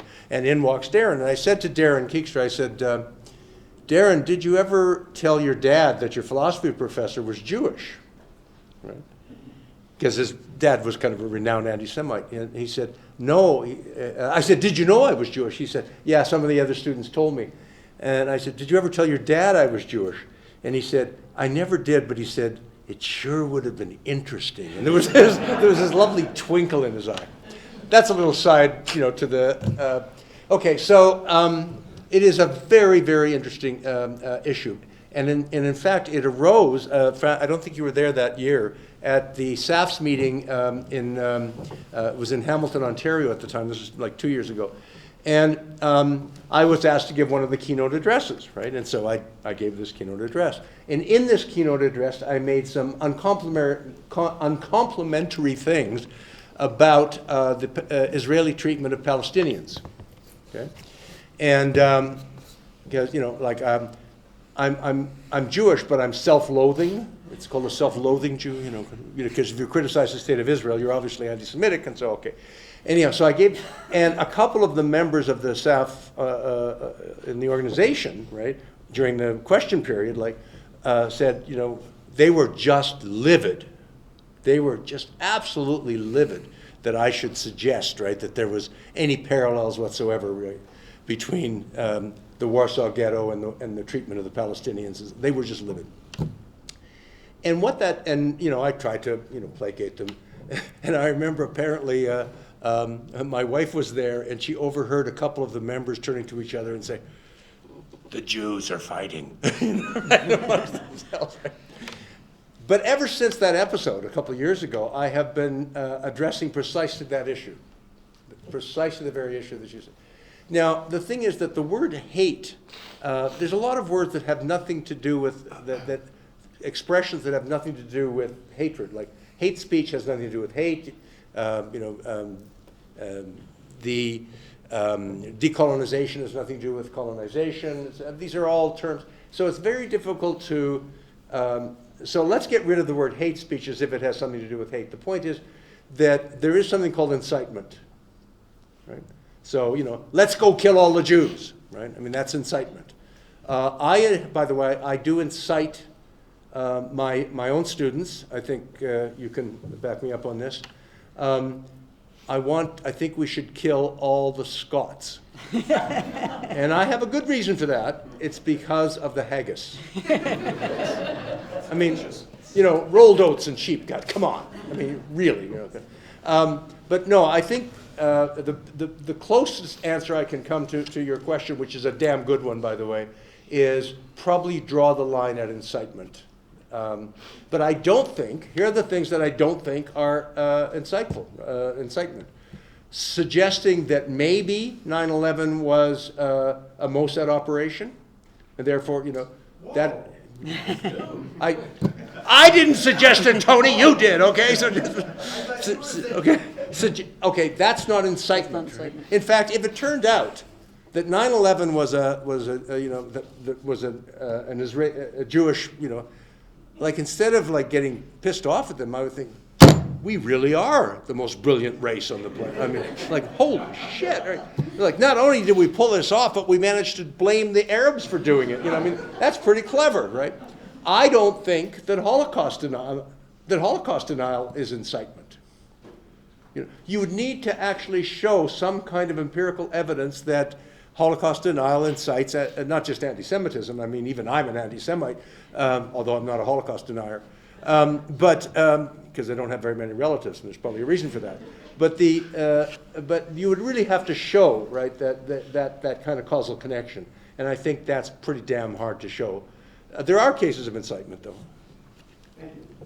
Frances wants to I was Sorry, minded. and then. Yeah, I just wanted to, because this is something that I've thought a lot about as well, and I agree with Paul. I just wanted to mention, like, I think that there's a difference between words and actions. So if you're just talking about, and I resist this description, anti-Semite, because it's not about Semites. Palestinians are Semites. It's about Judaism. So criticism of Judaism is a very sensitive area in the academy. And if you criticize certain aspects of Judaism as a religion, that's not hate speech, because you're not demanding that anything be done to anyone. You're just raising a question. And if you make that illegal, then this is going to be a problem. I believe the definition legally now is subject a group, ideas which are likely to subject a group to detestation and vilification. And that doesn't just mean that people don't like a group or something like that. The definition in the law, I believe, is you declare a group outside the protection of the law. You see them as to be cast out of society. And there was a decision about Bill Watcott. I'm not sure if people are aware of that decision.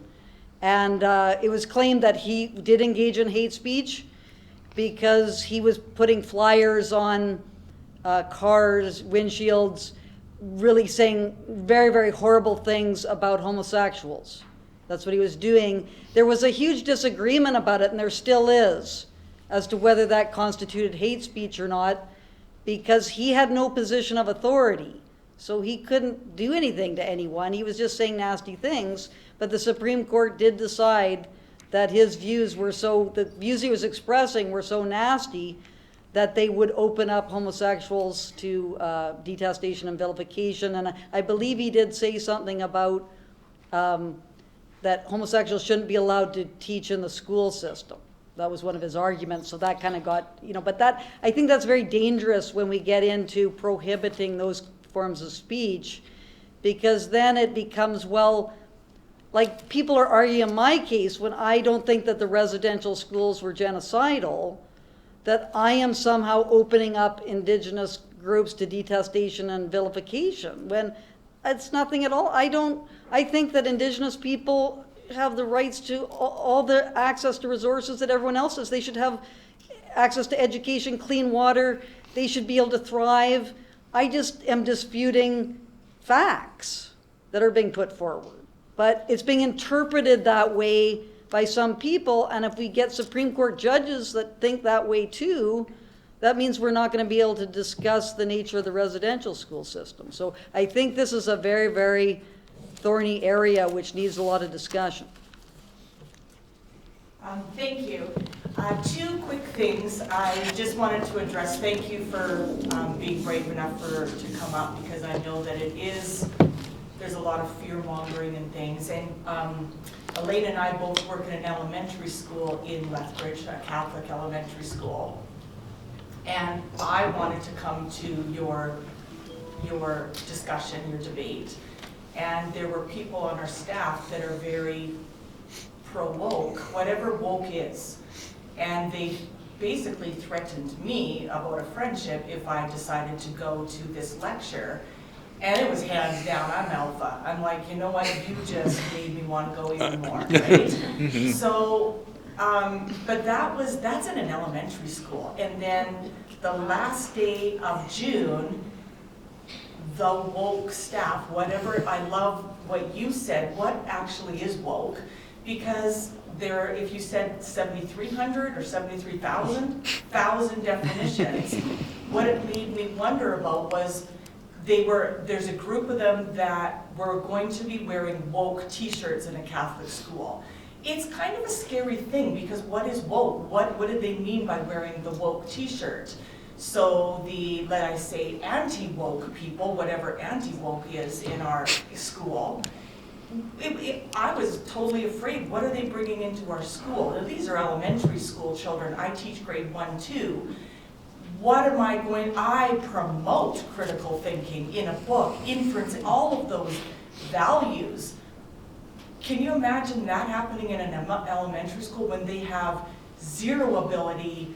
We're developing those critical thinking skills.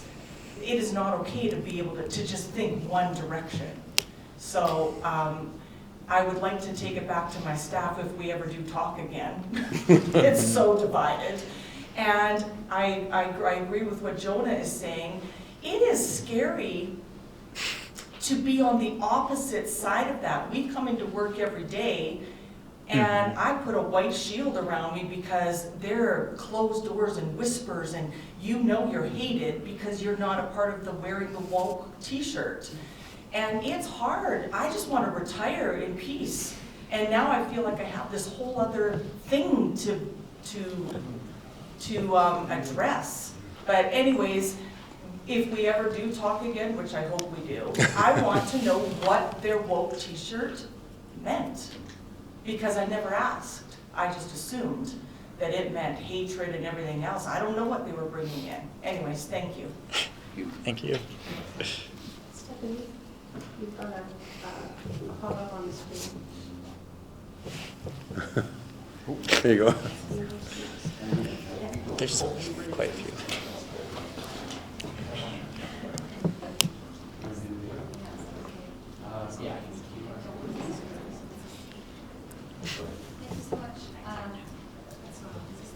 I think you have to flip it on. I think somebody flipped it off.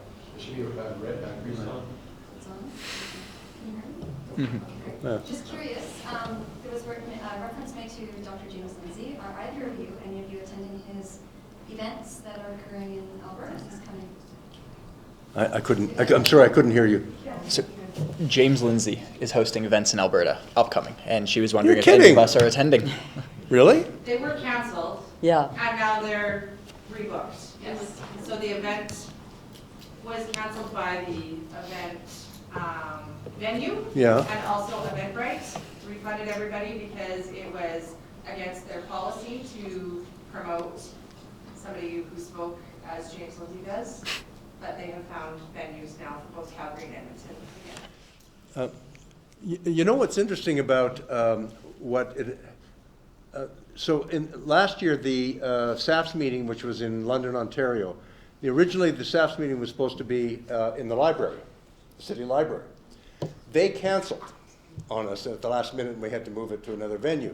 And of course, for the days leading up to today, at every hour we kept checking to see whether or not we were going to get canceled here, right, by the librarian here.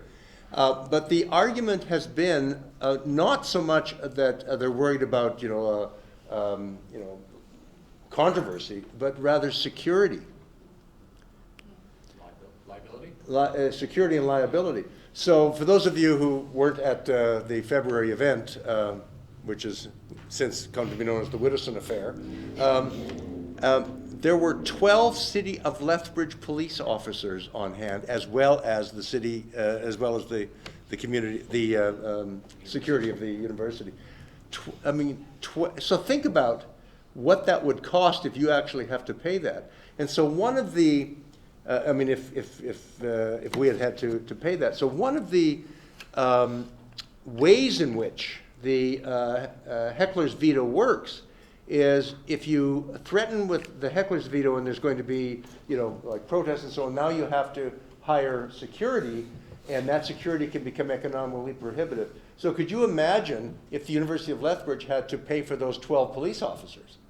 Well, that would, and the university can claim that, and probably would, this is a legitimate reason for canceling the event, quite independent of whatever Frances might have been saying. I just thought I'd mention that. But I'm glad to know what you're telling us. Does anyone know the cost of attending it? What is the cost? I think it's $40 a ticket. $40 a ticket.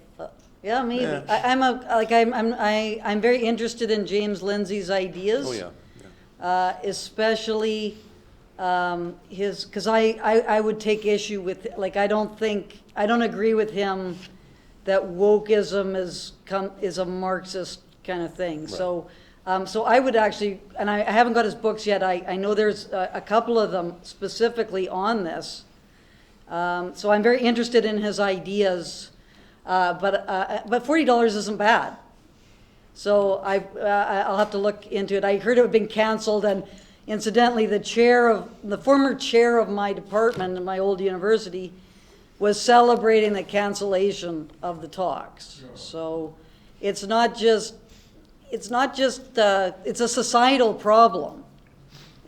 Why shouldn't people be able to go and listen to James Lindsay? He's one of the most important thinkers today. You might disagree with him. I do disagree with him, but I want to understand what he's arguing about, and maybe I'm wrong, and I need to revise my ideas. This is really terrible anti-intellectualism that is taking hold in our society. I'm not sure if you want to comment. I have I don't know who James Lindsay is. A two-part question. So the first bit is, what can stop this trend of wokeism from spiraling out of control? Because as it's in our universities and in our elementary schools, it's being taught to us as we grow up. Like I have an 8-year-old sister who comes home. You have a what sister? An 8-year-old sister. Okay, sorry. And she comes home from school and she tells me all about these things, which I'm like, this isn't something relevant to your education. This is something that is quite woke. So what's to stop it from spiraling out of control to a point where it's just... It is out of control. It's totally out of Okay, but it can always get worse. So what's to stop it from getting worse, and how are we It's going to get worse. it? And how radical of change are you looking for? Are you hoping next year everything's all better and we're living in a happy la-la land? No. Or do you expect it to be something that hopefully you can change over the next 10, 20 years? Mm-hmm. I don't expect it to change magically overnight. I think it's going to take a while to reverse this trend in the culture that we're seeing on campus, but more broadly, the entire education system and throughout the world. What I would like to see happen is that the change originates at the level of the students. It's that people who, for the next generation of high schoolers, right, that they understand that, this is what you get if you come to university, is we're not going to allow you to engage with opinions with which the administration disagrees. And then these people just stop coming to school. It's okay, well, no university for me then. I guess it'll be trade school or something. So the university, it will start to suffer the financial consequences of acting this way. And what I would like to see is that it's the students that call for these changes, that tell the administration, stop treating us this way. Whether or not that will happen, I don't know. If that doesn't happen, then I think it will have to come top down from the government. They'll have to say, here's a new directive, you're not allowed to act this way anymore. Then if it's abided by, who knows? We were under a directive that we were supposed to abide by the Chicago principles that says, no matter how abhorrent a view is or how controversial it is, you have to respect it. You don't have to respect it, but you have to allow it to be discussed on campus. One of the reasons why, this is such a difficult problem is that even if the provincial government were to hand down, for example, to really try to enforce the Chicago principles. By the way, for those of you who don't know, the Chicago principles is simply the principle that demands respect for academic freedom in the university. But even if it tried to do that, In order to do that, it has to violate university autonomy to some degree. And university autonomy is one of the values that we're all hold, pretty near and dear, right? Because we don't want the government to be telling the university administrators to be telling the students, the professors what they can be teaching, what they should be teaching, and so on and so forth. We really do want to hold on as much as possible to university autonomy, to the autonomy of the university.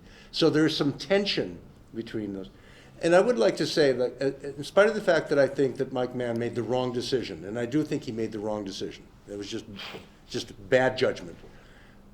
I try to put myself in his position. So here he was on Friday, the Friday before the event, and he wrote to the university community and said, look, I know this is a controversial thing, but we have to protect academic freedom, blah, blah, blah, blah, blah. Fine. But what happened over the weekend is that I'm trying to imagine the kind of pressure that he was brought to bear, in large measure from the Indigenous community, fair enough, but I mean, a huge amount of pressure, and I'm trying to think, oh shit, what would I do if I were in that position? And so I'm not going to say my heart goes out to him, right? It doesn't. But on the other hand, I want to be fair. That this situation put him in an extremely difficult position, and I think the kinds of government down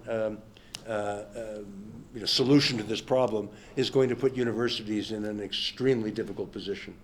So, is there a solution to the problem? Let me just say one other thing about the heckler's veto, and I've written about this. So, one of the things that in order for this whole thing to work, it has to be the case that while some people are speaking, other people have to be quiet. Otherwise, there's no such thing as academic freedom or freedom of expression, right? That goes part and parcel. And universities or institutions, whatever it is, or in this case, the moderator, is in charge of seeing to it that, the people who are answering a question or the people who are asking a question, everybody else be quiet while you ask the question or answer the question. Otherwise, the whole thing doesn't work, right? But the thing is, okay, so imagine, I'm trying to picture this. Okay, we're going to have another, suppose that the charter challenge goes through. And by the way, the remedy, and every time you have a court case, there's a remedy. The remedy is to re-invite Frances Widdowson to speak at the University of Lethbridge. Okay. Now you got 700 people with their drums and their, and so on and so forth, trying to drown her out. So what are we going to do? Threaten 700 people with fines or expulsion from the University of Lethbridge? And I'm just trying to think, the optics of that, could you imagine what the optics of that would look like? So there's a sense in which law doesn't do the job here. The cops don't do the job here. You have to have an understanding between all of us, right, that in order for this thing to take place, it has to be the case that you have to voluntarily shut up, right, while somebody else is speaking. Do you see what I mean? It's really a difficult problem, right? Anyway, she's aggressive, I gotta disagree with Paul on this. President Mann should never have been president of the University of Lethbridge. Well, yeah. He should never have been. And this is a problem with administrators generally, because administrators used to be, you were a faculty member, you would serve as an administrator, you'd do your time in the barrel, because it wasn't fun, you did it because it was your duty to uphold the academic standards of the institution, and when you'd finished this unpleasant task, you went back and you became a faculty member again. That was the nature of administration historically in that golden, this very short window that we had. And there were some universities in the UK who were operating according to this model, Cambridge and Oxford. And Camille Paglia, in an interview I heard her talking about, I'm not sure if it was Cambridge or Oxford, she went there and she was talking about a dean of students position. And they're going, what are you talking about? Dean of students, what is this? And she was mentioning what is this whole coddling, huge coddling kind of department. And they're going, we have someone who runs the cafeteria. That was it. They didn't do all this stuff, but we have the corporate model of the universities, which is just totally contrary to an academic institution. So in answer to your question about the situation, it's been deteriorating for quite some time. We just didn't really, we thought it was bad, but we didn't know how bad it was. And now in 2020, that's when there was a tipping point. But I think I do agree with Paul that it's a cultural problem. It's a serious cultural problem. And I think Tony was asking, where are all the faculty members? Well, the faculty members are all hiding, hoping that it's not going to come for them. I'm telling them, it's coming for you.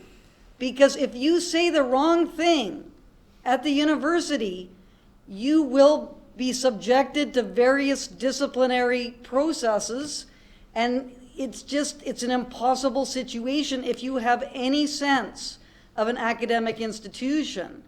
So the problem that we're dealing with as well is that right-wing governments don't care about public education. So, and actually this is one thing that I disagree with James Lindsay on, is he says, what do you do about wokeism? You give it more weight. You add weight. So all these woke, crazy people like Carolyn Hodes, you encourage them, because then they run around and they just make it even a worse mess than it currently is. And then that justifies ripping all the funding from university education. And that's what is on the table. It's saying, and this is what I hear as a critique all the time, defund the University of Lethbridge. That's the cry. I'm saying don't defund the University of Lethbridge. Get the faculty and the students to become part of the Society for Academic Freedom and Scholarship local chapter and fight for your public institutions. So a working class person can go and take courses at the University of Lethbridge and learn about the world. It's a right that all people have, to be able to learn and understand things, and we don't want public funding to be torn away from our institutions. Okay, I just got a simple question.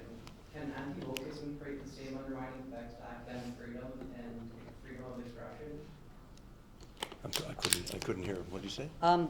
I think the question was, can anti-wokeism create the same threat to academic freedom and freedom of expression? Yes. This is a huge problem, is that I'm anti-woke, but I don't think, for example, Carolyn Hodes, who's one of the silliest people that I've ever seen, she should not be fired. We should take her piece, which I suggest everyone reads. If you want to see what's wrong with the University of Lethbridge, read Carolyn Hodes' piece. And then take her piece, critique it, and show how these ideas are completely irrational, and what would be a better way to think about this current situation. That's what's required. Same thing with Tony Hall's case. Like, I'm sure I disagree with Tony on a whole bunch of things, but the solution was not to do the terrible things that happened to Tony, which was a total violation of due process. We should have had Tony's ideas front and center at the University of Lethbridge, hold some public events to look at his arguments, critique him, provide oppositional viewpoints, and come to a better understanding of what the situation is with 9/11. If we're, what is Tony's ideas, and how can we improve our understanding of 9/11? Was Mossad involved? I don't think so myself, but I haven't studied the issue at all, so I have no idea. I know, but you could be using methods that are not valid. I don't know. I haven't looked at your stuff, but you shouldn't have been subjected to discipline. Your ideas should have been brought forward in the institution for public debate.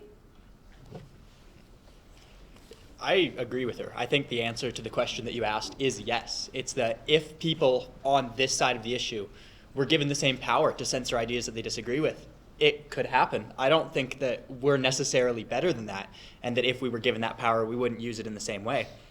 I think that it's the university's role to remain neutral and to not give that power to any one ideology, any one side of an argument, any party. I'm observing this discussion, and I see a lot of young people here, and addressing your question, who's going to solve it, don't depend on the professors. Half of them are in their mental ruts already. They're getting old. I'm not insulting them, but it's true. The only one you can depend on is your own courage.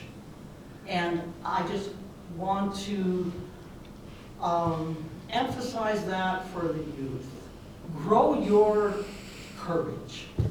Even if you do nothing else in university, you will have paid well for your university. So don't depend on anyone else but yourselves. So Jonah, thanks for leading the way. Thank you. I agree with what she's saying, and another thing which I forgot to mention is if you disagree with what's going on, you should get involved. Like, if you don't like what's happening, run for the Students' Union or join a committee or something. Awesome. Good. I can't wait to vote on that. And you mentioned the education of your sister who's in elementary school as well. If your parents have a problem with what's going on, encourage them. Take a position on the school board. Run for that. We just... Right. Pardon? Like you said earlier, right. Yeah, write about it, speak about it, get involved. That's, I think, all that we really can do about it. Come to March on the 20th. Come and march on the 20th? There's a March for the Children on September 20th to stand up for what's happening to the kids in schools and what they're being taught, ideologies and the lack of rights for parents and students. Here in Lethbridge? Yes, City Hall at 10 o'clock. Interesting. Okay, is there somebody at the back? Is there a question? There you go. I have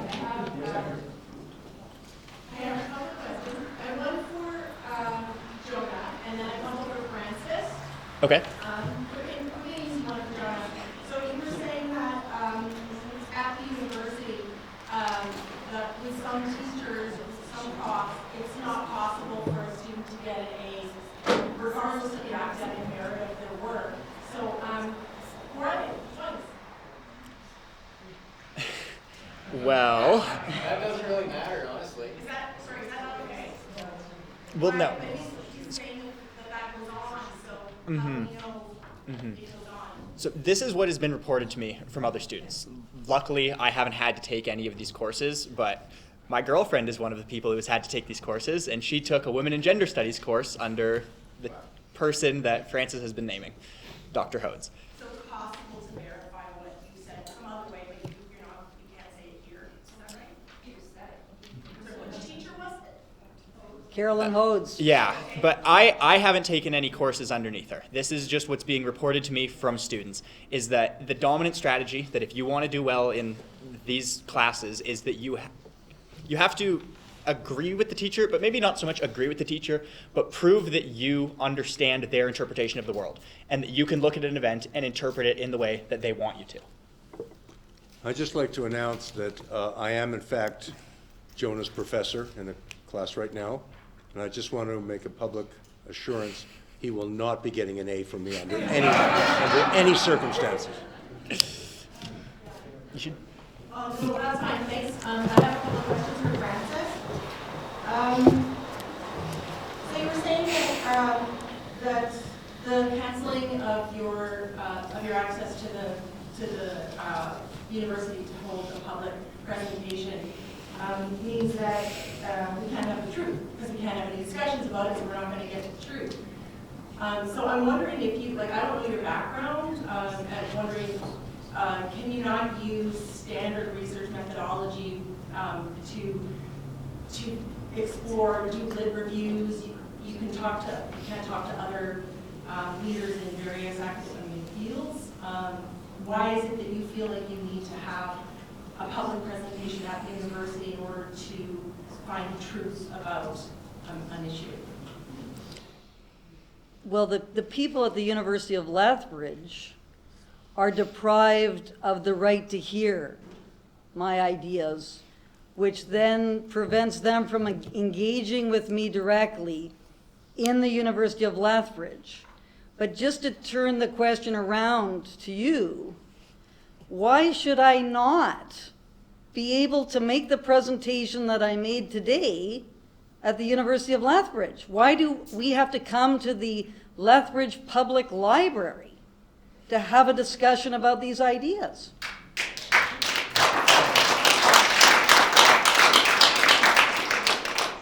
would call that a separate issue. I was wanting to know why you feel that you can't discover the truth of an issue with normal research methodology. You can't speak at the university. But I don't need to go on about it. Okay, no, but I just wanted to reply to you. I just wanted to reply to you because I'm deprived of the intellectual interaction, The input from other people. the input that I could obtain from the University of Lethbridge people, which President Mann, because he is a coward and a spineless clown, will not allow happen at the University of Lethbridge. Okay, I have another question that's pretty straightforward as well, similar in that you were proposing that the genocide is false because there isn't proof of 250 bodies at Kamloops. And I'm wondering how that's a reasonable equivalency. Like, is it, you don't, well, that's its own thing, but I also was curious if you don't believe in ground penetrating radar, so that's why you think that's not true. I'm just wondering about that equivalency. Because you read the statement, or you showed the statement of I can't remember who it was, but how does an uncertainty about how many bodies, how's that equivalent to there is no genocide? Well, that's not my argument. So there's two separate arguments. The first one is, are there 215 bodies buried in the Kamloops apple orchard? That's the first argument. It is highly improbable that there are 215 bodies buried there because we have no parent saying that their child went missing. As well, if you read my piece, Billy Remembers, which is basically saying it's a hysteria, what's happened, manufactured by the Kamloops Band to extract transfers off the government, enabled by journalists who are not doing their jobs, and a virtue signaling government that was holding teddy bears over graves, those were graves at Cowessess. They were part of a cemetery where the crosses blew away. No one should be surprised to find human remains in a cemetery. That's not a surprise, but it was insinuated that that was some kind of mass grave of clandestine burials. So that's that issue. There are many arguments that I make about that in my piece, Billy Remembers. So I highly recommend that because it's done on the research of Nina Green. Nina Green is one of the most fantastic researchers on the Indian residential school question, and I used her research to write that piece. The second argument, which is related but distinct, is the question of whether the residential schools were genocidal. And on this argument, I follow the most well-known researcher on the residential schools in Canada, J.R. Miller, who has written the most on the subject, and I agree with him that the residential schools were not genocidal because they were intended to assimilate the Indigenous population. And if you want to assimilate a group, and the reason why there was an attempt to assimilate the Indigenous population was because it was believed at the time, rightly or wrongly, that Indigenous people had to acquire the attributes of what they called at the time the white man's world to be able to survive, because the fur trade had collapsed and they would not be able to sustain themselves. That was the thought process, which is not genocidal. We are claiming now, because of all the restrictions on discussion, that the Holocaust that intentionally exterminated millions of people is equivalent or somehow similar to the residential school system.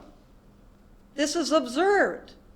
It's a ridiculous argument, and I would follow J.R. Miller on the claim about genocide. But the reason why people want, and they do want it, like, why would you want to find 215 murdered children? It's wanted to find that because that buttresses the argument about genocide.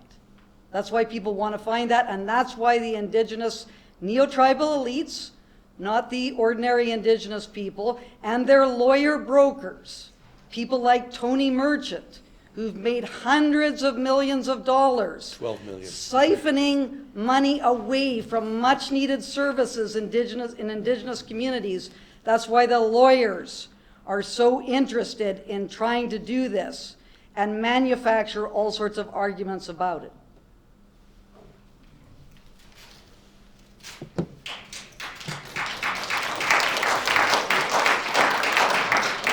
Hate speech. That was hate speech. hate speech. Try to make it quick, but this point you raised, like, what now? How do we fix it? Is it fixable? How far gone are we? Very far gone.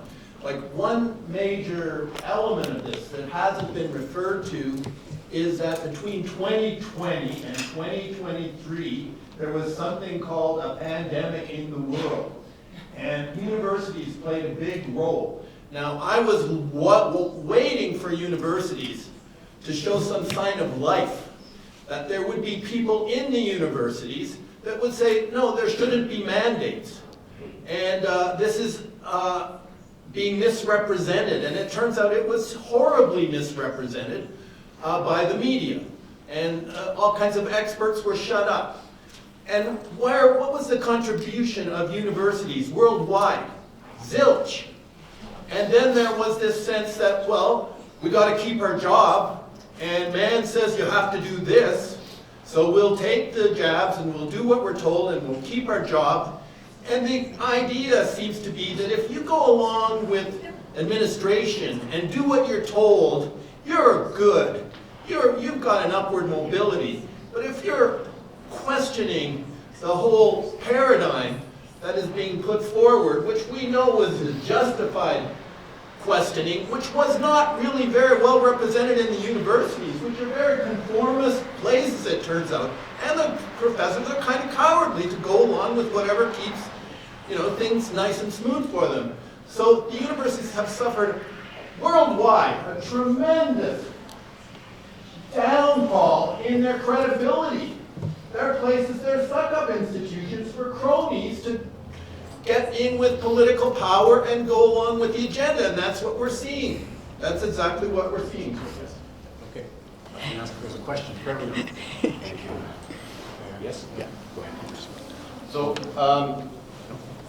just basing off of a little bit of what everybody's 20-minute speech was, I did write stuff down. So I added something to it because social contagion is a big thing right now. And Edward Bernays kind of coined it with marketing a long time ago. I've never gone to university, I've never gone to college as a choice because I don't want to get involved in this. To be quite honest. 28 years old, self-studied, I could talk about the wokeism, I heard you verbatim, Jordan Peterson up there. Like, I know, like, a lot about this stuff. So, and it's literally the reason why I've stayed out of academia and out of university. I don't want a part of it. I don't want to be caught up in the politics of it. I don't want my identity to get lost in the politics of it. I don't want any part of that.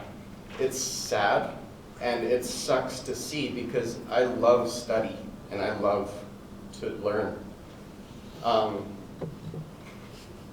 So, negative change. I'm feared to be open with any of my ideas. That's a fact. I've been criticized for my ideas and stifled through that critical thought. As you've said, it happens to everybody. Mm-hmm. I'm not even in the university. Could you only imagine what would happen to me if I was? The loss of debate skills. I can't have a conversation with any member of my family because their truth outweighs my truth and they can't argue my point. they can't argue my side of the debate. We need in elementary schools for our children not to play, but we need them to learn how to debate again with one another. Not out of fear, not out of hate, but out of it's the right thing to do. And I would just like to know, do you disagree with this or agree with this?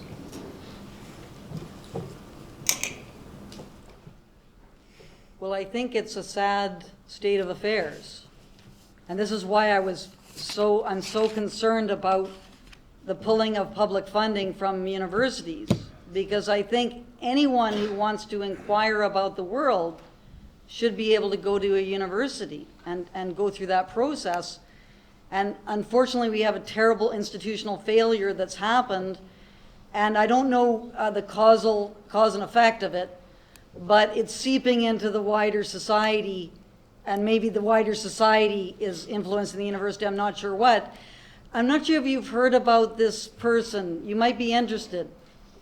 Peter Boghossian. I'm not sure if Peter have heard of Peter Boghossian.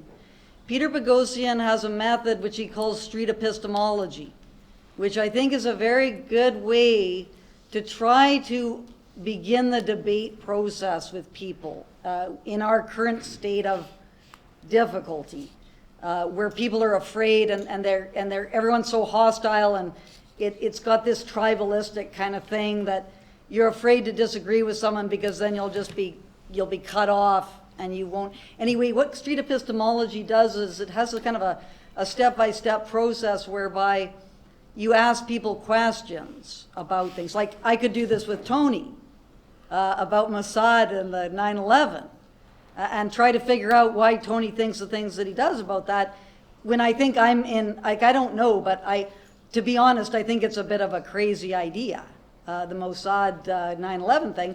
Now, it could be true, but it seems to me to be unlikely. But if I just said to Tony, that's a crazy idea, Tony, then that would be upsetting, and then we wouldn't get very much further in it. But if I just sort of asked him, first of all, you define your terms in this method, so you make sure that, and you repeat back the argument that someone is making, that they're making. So you make sure you don't misunderstand what they're saying, right? So you say, if I've got you, this is what I think you're saying, and then you repeat it back and they say yes. So now you start off on the right track. Defining your terms is another very important aspect, so we're not arguing. Someone says genocide is stopping people from speaking their language. Another person says no, genocide is intentional killing of people. If you're going to argue those two, you're going to have confusion, and then you try to to get to the bottom of things. So I think we have to realize we are in a serious state of affairs.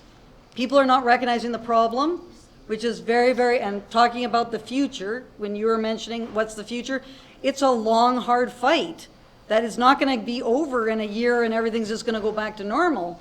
We need serious organization, and we need to get things together so we can get people fighting for the right to discuss things. But when we do get together and try to discuss things, how do we set up events, which I tried to do with this one, to get the opponents, but because they're so tribal and they don't want to discuss, then now we have to figure out new mechanisms to try to get to the bottom of things. But the art of trying to have conversations where disagreement is possible, and you want to overcome it, but you don't want to do it in a way which makes people so upset that nothing is accomplished. And I had a group, and this is the t-shirt I'm wearing, Rational Space. It was called the Rational Space Network. And we had an event in March 2019 called Does Trans Activism Negatively Impact Women's Rights? And Julie Ray Goldstein, Megan Murphy came, and we discussed that question.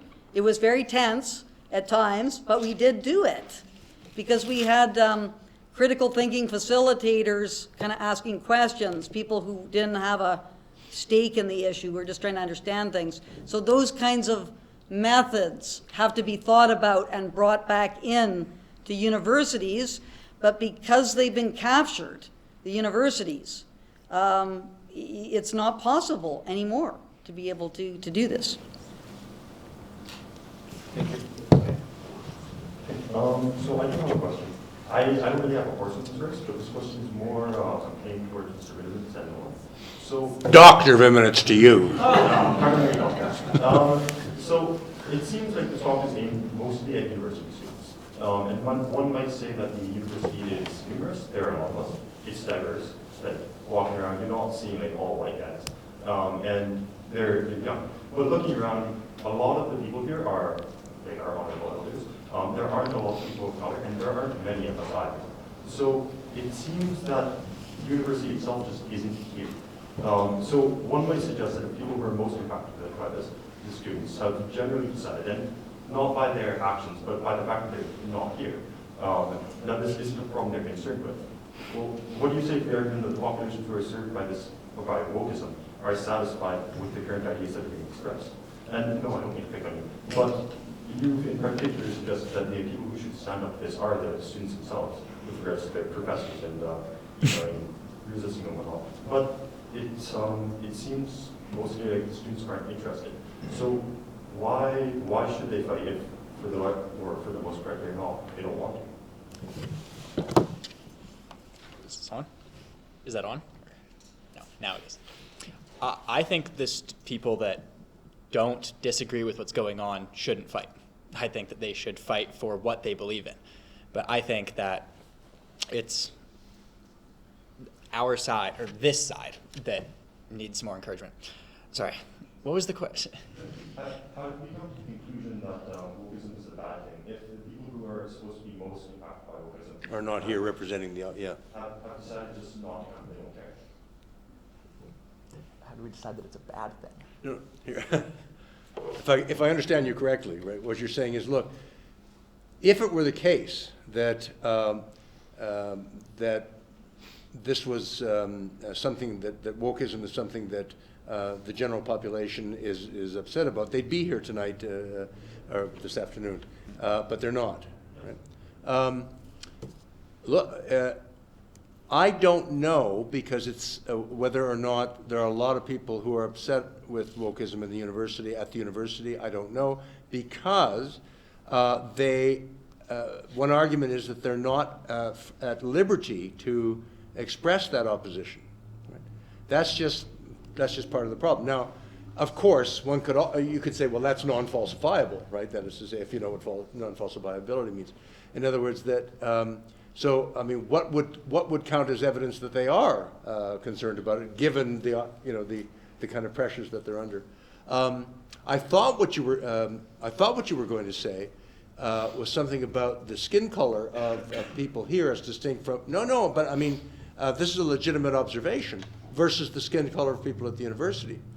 What is interesting is that approximately 5% of the university population is so-called indigenous, and that was certainly visible prior to COVID.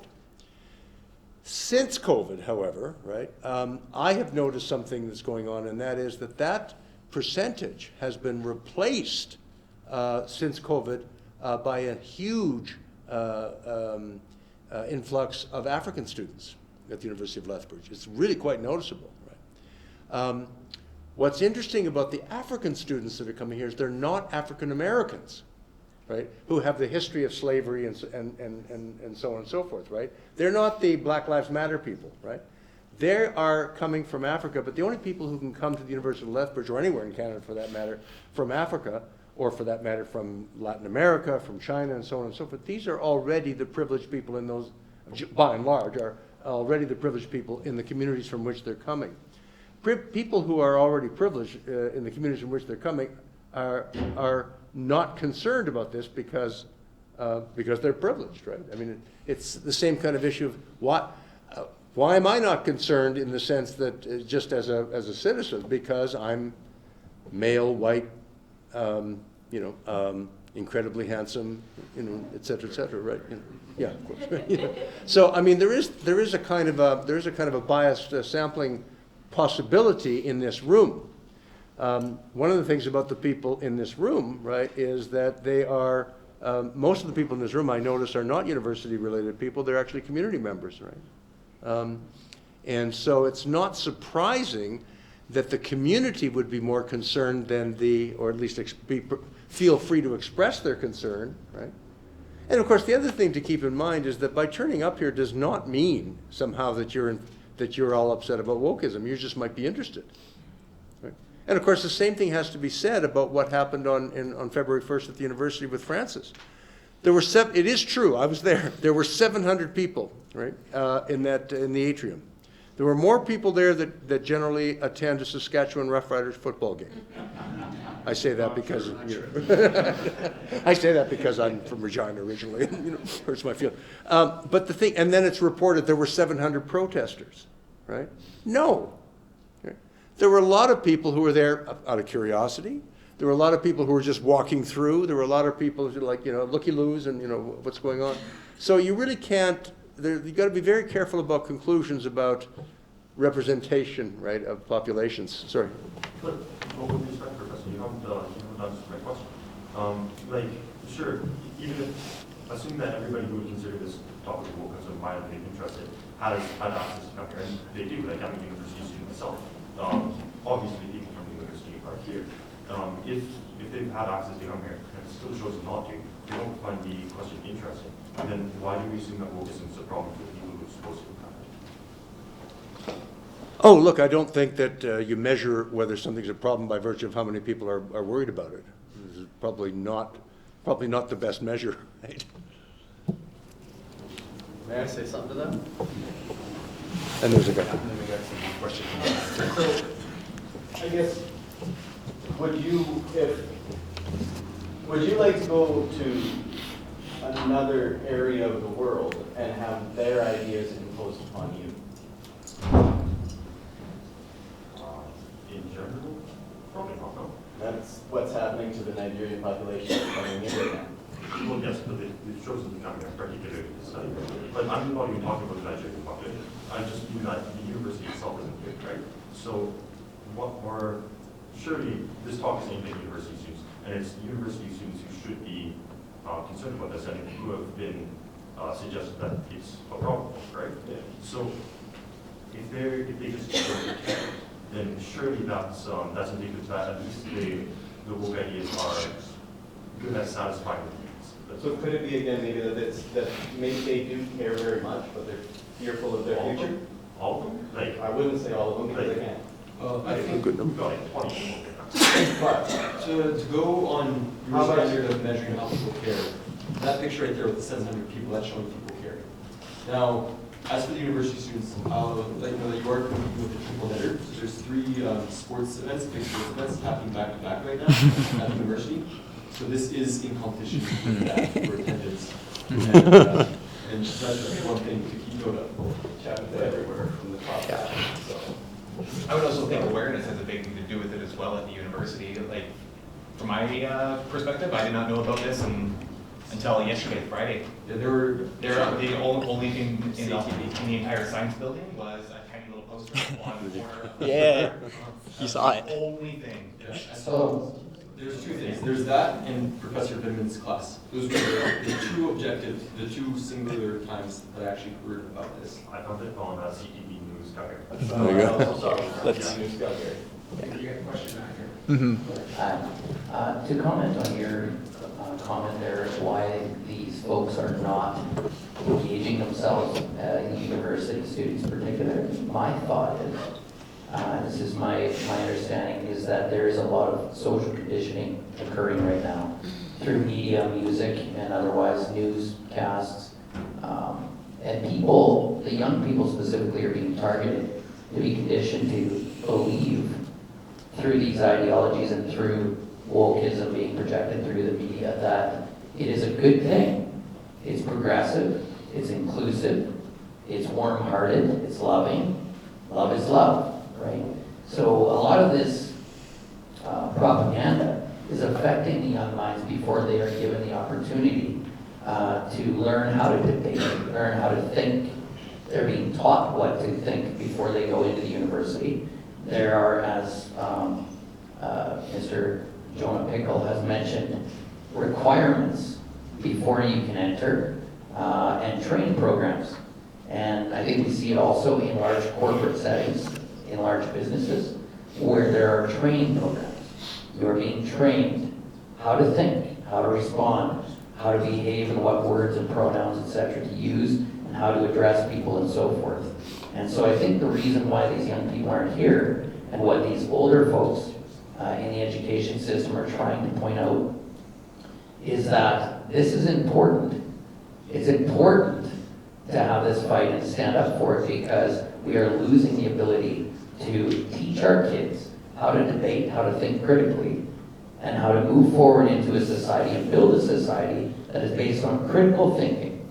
And the question should be, do we want our education institutions to educate independent thinking leaders, right, that can think innovatively and creatively in the future, moving forward? Or do we want imbeciles that learn how to be a lemming and think what they are told to think, as we see in communist cultures and dictatorships, right?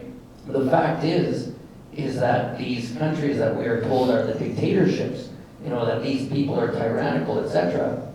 The fact is that we have a dictator in our country here. Justin Trudeau is a dictator. He is telling us what to think, how to think, what we have to think in our institutions and in our larger, broader social circles. Think this is right. These people over here are committing thought crimes. They are bad. These people over here are good. That's a problem. We need to rise against this and say no to it. Thank you.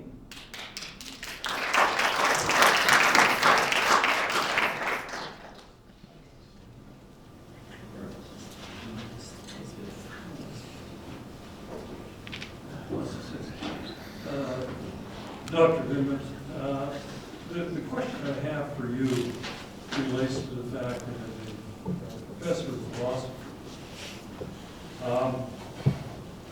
part of your role at the university is to engage students in different thoughts and have opposing points of view that can be debated, discussed, and researched. And it almost goes against the entire thought process that we're following here today with this wokeism and academic freedom. If you couldn't even do your job, you wouldn't even have a role in the university if you didn't do what you're doing. Is that correct? Yeah, that's right. And yet, there are many professors at the university who do not have that academic. Well, or who do not exercise it, yeah. No, that's certainly true. I mean, look, I'm in a unique position in the academy in the sense that I'm older than dirt. I should have retired, 8 years ago, something like that. I have a student in front of me here who's laughing. She's thinking, no, you certainly should have retired, So I'm in a unique position in the sense that I'm not vulnerable. That makes a huge difference. You think of a younger academic who has a family to support, and I know them, right? I can speak my mind because, quite frankly, if they piss me off on Monday at work, I just walk off. What are they going to do to me? Right? I'm financially secure. There's nothing, there's nothing they can do. Like, I don't need the money. Right? I don't need the stress. So I'm in a position to stand in front of my classroom and say things like, do you realize every one of you are here because of the result of rape? I'm in that unique position, right? But I fully appreciate that not everybody is in that unique position. And even though, the whole idea about tenure is it's supposed to make up of somebody at the age of 35 or 40 in the same position that I'm in, that just isn't happening because, of course, the protections of tenure, as Tony can tell us, have really deteriorated over the last 10, 15 years. So what you have in front of you, and if you walk into my classrooms, you're going to see a non-representative sampling of what a professional philosopher does for a living. And I'm sorry about that. But on the other hand, I'm kind of glad I've got that privileged position.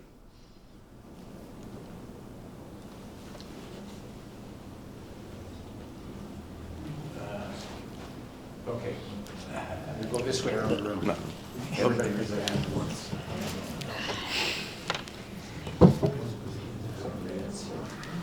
Hi, thank you, all three of you, for coming.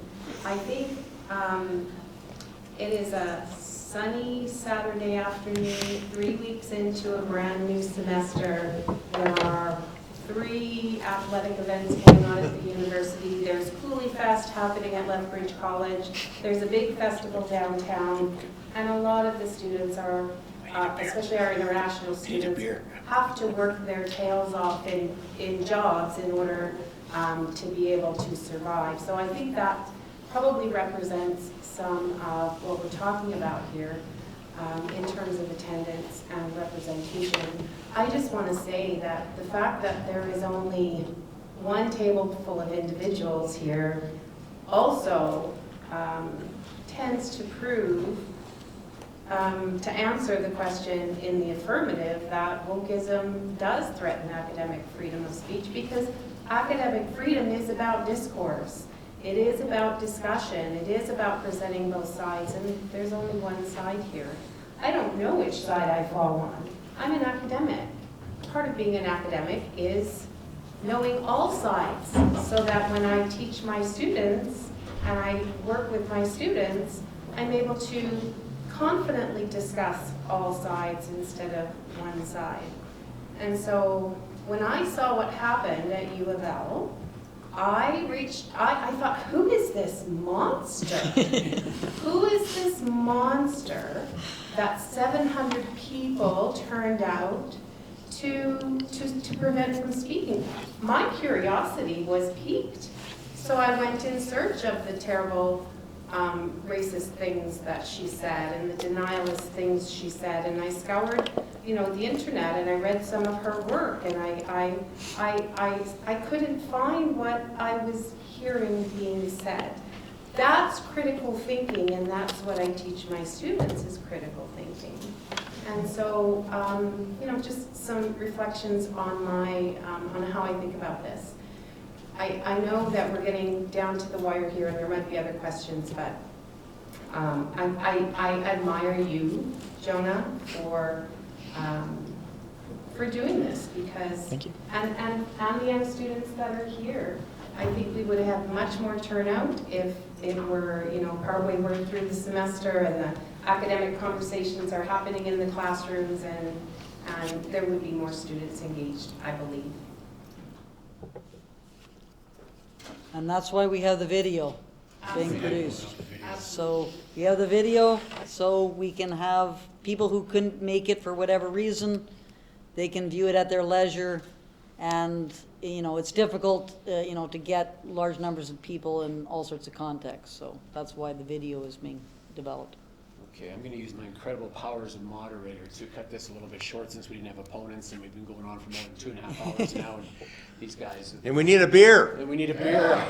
Yes, so I should. Anyway, no, the point is there's a couple people that had their hands up, and I'm going to honor those questions. Let them have their thing, and then we'll call it quits. Yeah. I want to make an observation. Professor Viminitz said that he was empathizing with the president of the university prior to Dr. Widdowson's appearance at the university, and he wondered, well, what could the guy have done? And he didn't decide one way or the other. But I would like to point out what he could have done and what could have easily been done. A room could have been provided for Dr. Widdowson's presentation to take place in, and people would be allowed to go into the room. Security could have been arranged, and if somebody started to heckle and shout and scream and beat drums and play an electric guitar, they could have been escorted out. It would have been very easy to arrange a civil presentation where troublemakers or people that would prevent others from listening could have been removed.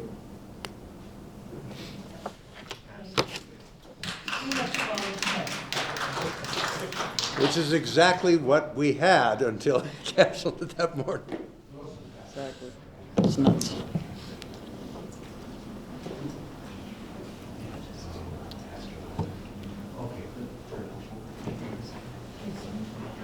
Hi. We are it might be louder than just my voice, but we're the parents of 7 kids who are currently in the education system or who have just graduated from high school. I just want to You're too young to have 7 kids. Stop that. Thank you. I just want to preface with a few just quick little incidents that have happened over the past couple of years. And the first would be that we received a report card for our son in high school after the first semester. Everything describing our son was used as they, them, which he does not identify as. When he saw that, he was like, why did they use that pronoun for me? So I wrote the teacher asking them to please use he, him, and was never ever given an answer back. And so they continued to use they, them for him. I thought that was extremely disrespectful to our teenage son, who had requested that to be changed, and they just disregarded it completely. The second thing that happened was our child that was in middle school last year. He was struggling, making friends, trying to find where he fits in his first year in middle school. We had a meeting, we said, is there something you could give our son to do? Could you help the librarian put books away? Could you help a child that maybe has special needs and play games with them or something at lunchtime? Give him something where he's feeling needed and wanted at this school. When we left that meeting, they said, we have nothing that we can offer your son except for he could go to the GSA meeting. The GSA being the Gay Straight Alliance. When we talked to our son about that, he said he didn't even know what that was. He said, but I don't want to go to that meeting. And when we contacted them, they said, that's the only thing we have to offer your son.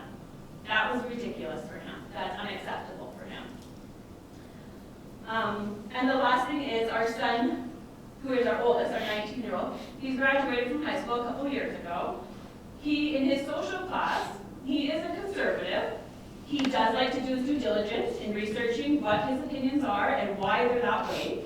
And when they were presented, he was met with hostility and with a tremendous amount of intimidation in his class. Now, you don't know my son, but he rises to the occasion with any of those things, and he will bring back more ammunition, showing you exactly why, what he thinks is why it should be looked at.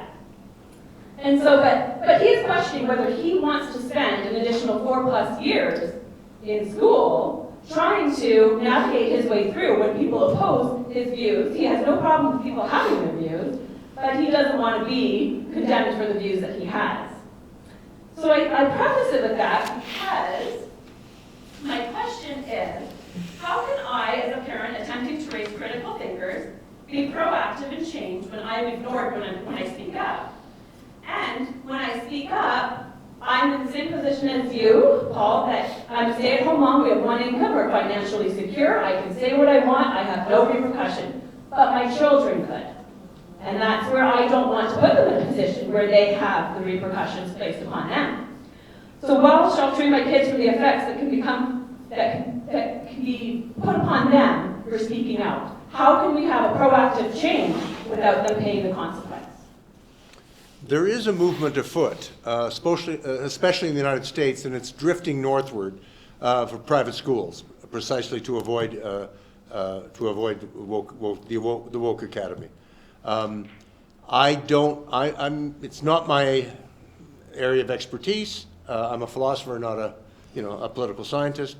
But I hear tell, which is all I can tell you right now, that that's one of the movements that's taking place precisely in response to the kind of frustration you're experiencing with your kids, of which you have too many, by the way.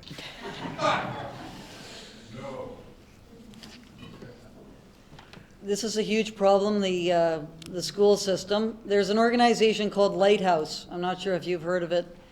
It is trying to deal with the problem of indoctrination in the schools. I think that the whole private school, charter school, all this kind of stuff is a terrible development. because it's giving up on the public system. You know, all children deserve an education and deserve not to be indoctrinated in the school system.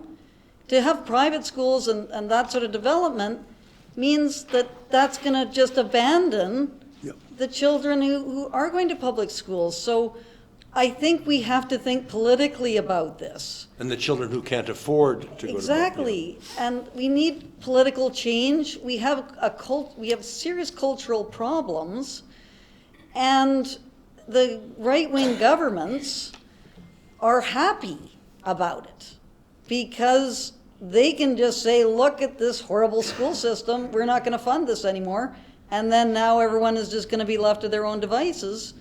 And we need to think through organization. That's the only way it's going to work. It's difficult. It's very, very, you know, in the university system, I think the Society for Academic Freedom and Scholarship, forming the local chapters, linking up the local chapters to the national organization and dealing with the international linkages as well, that's the way forward. It's going to take a lot of work, but the students can be involved in that organization too, so it's involving students who want to change as well as professors. But with the school system, which is even more important, that's like even more of a magnitude of a problem. But there are organizations, and Lighthouse is the one that I know. You might want to just Google that on the internet.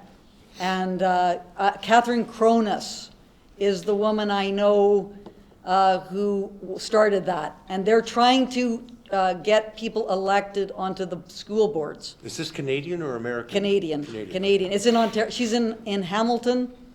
They're trying to get people elected to the school boards. It's hard because someone in the back there was saying about wokeism. What happens is it's portrayed as you're a good person if you're woke.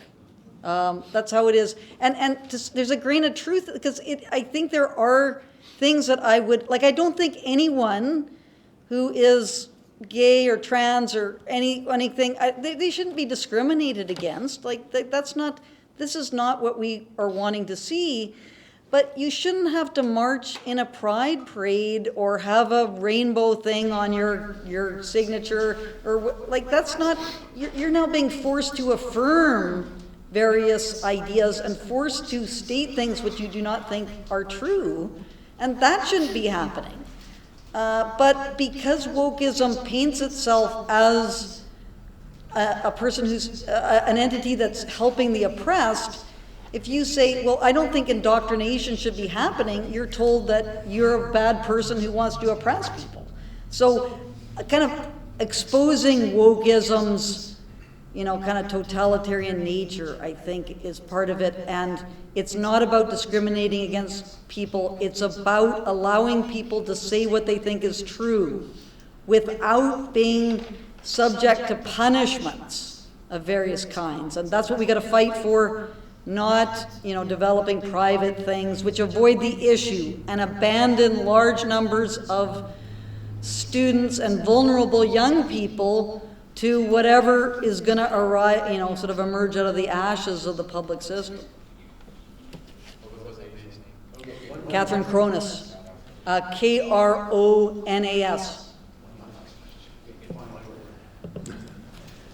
Just addressing the school system, I'm going to relay some information that's coming out of Take Back Alberta, which basically was very influential in getting rid of Candy.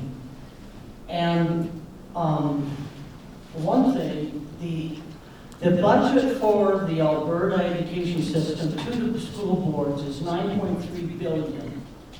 One of the things that we are going to propose is that the money follows the child, whether it's a homeschool, whether whatever, it follows the child.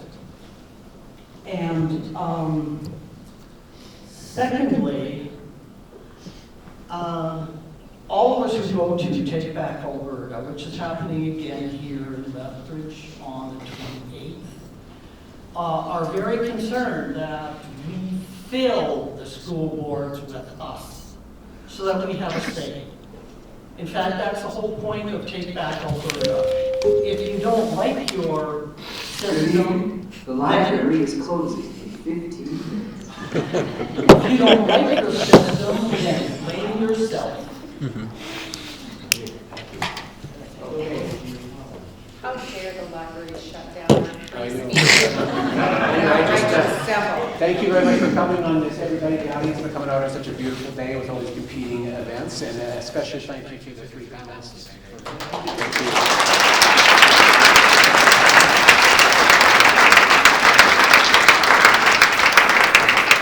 And thanks to the sponsors, Justice Center for Constitutional Freedoms, Society for Academic Freedom and Scholarship, and the Frontier Center for Public Policy.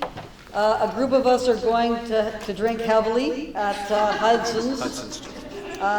If people want to come, which is, I think, about 4 or 5 blocks away. Where? It's just 3 blocks down there. 3 blocks? Just up Stafford. Up Stafford. So feel free to join us, have a beer if you're around. Thank you so much for coming out. I thought it was very interesting, and a video will be posted probably in the next couple weeks or so. Thank you very much.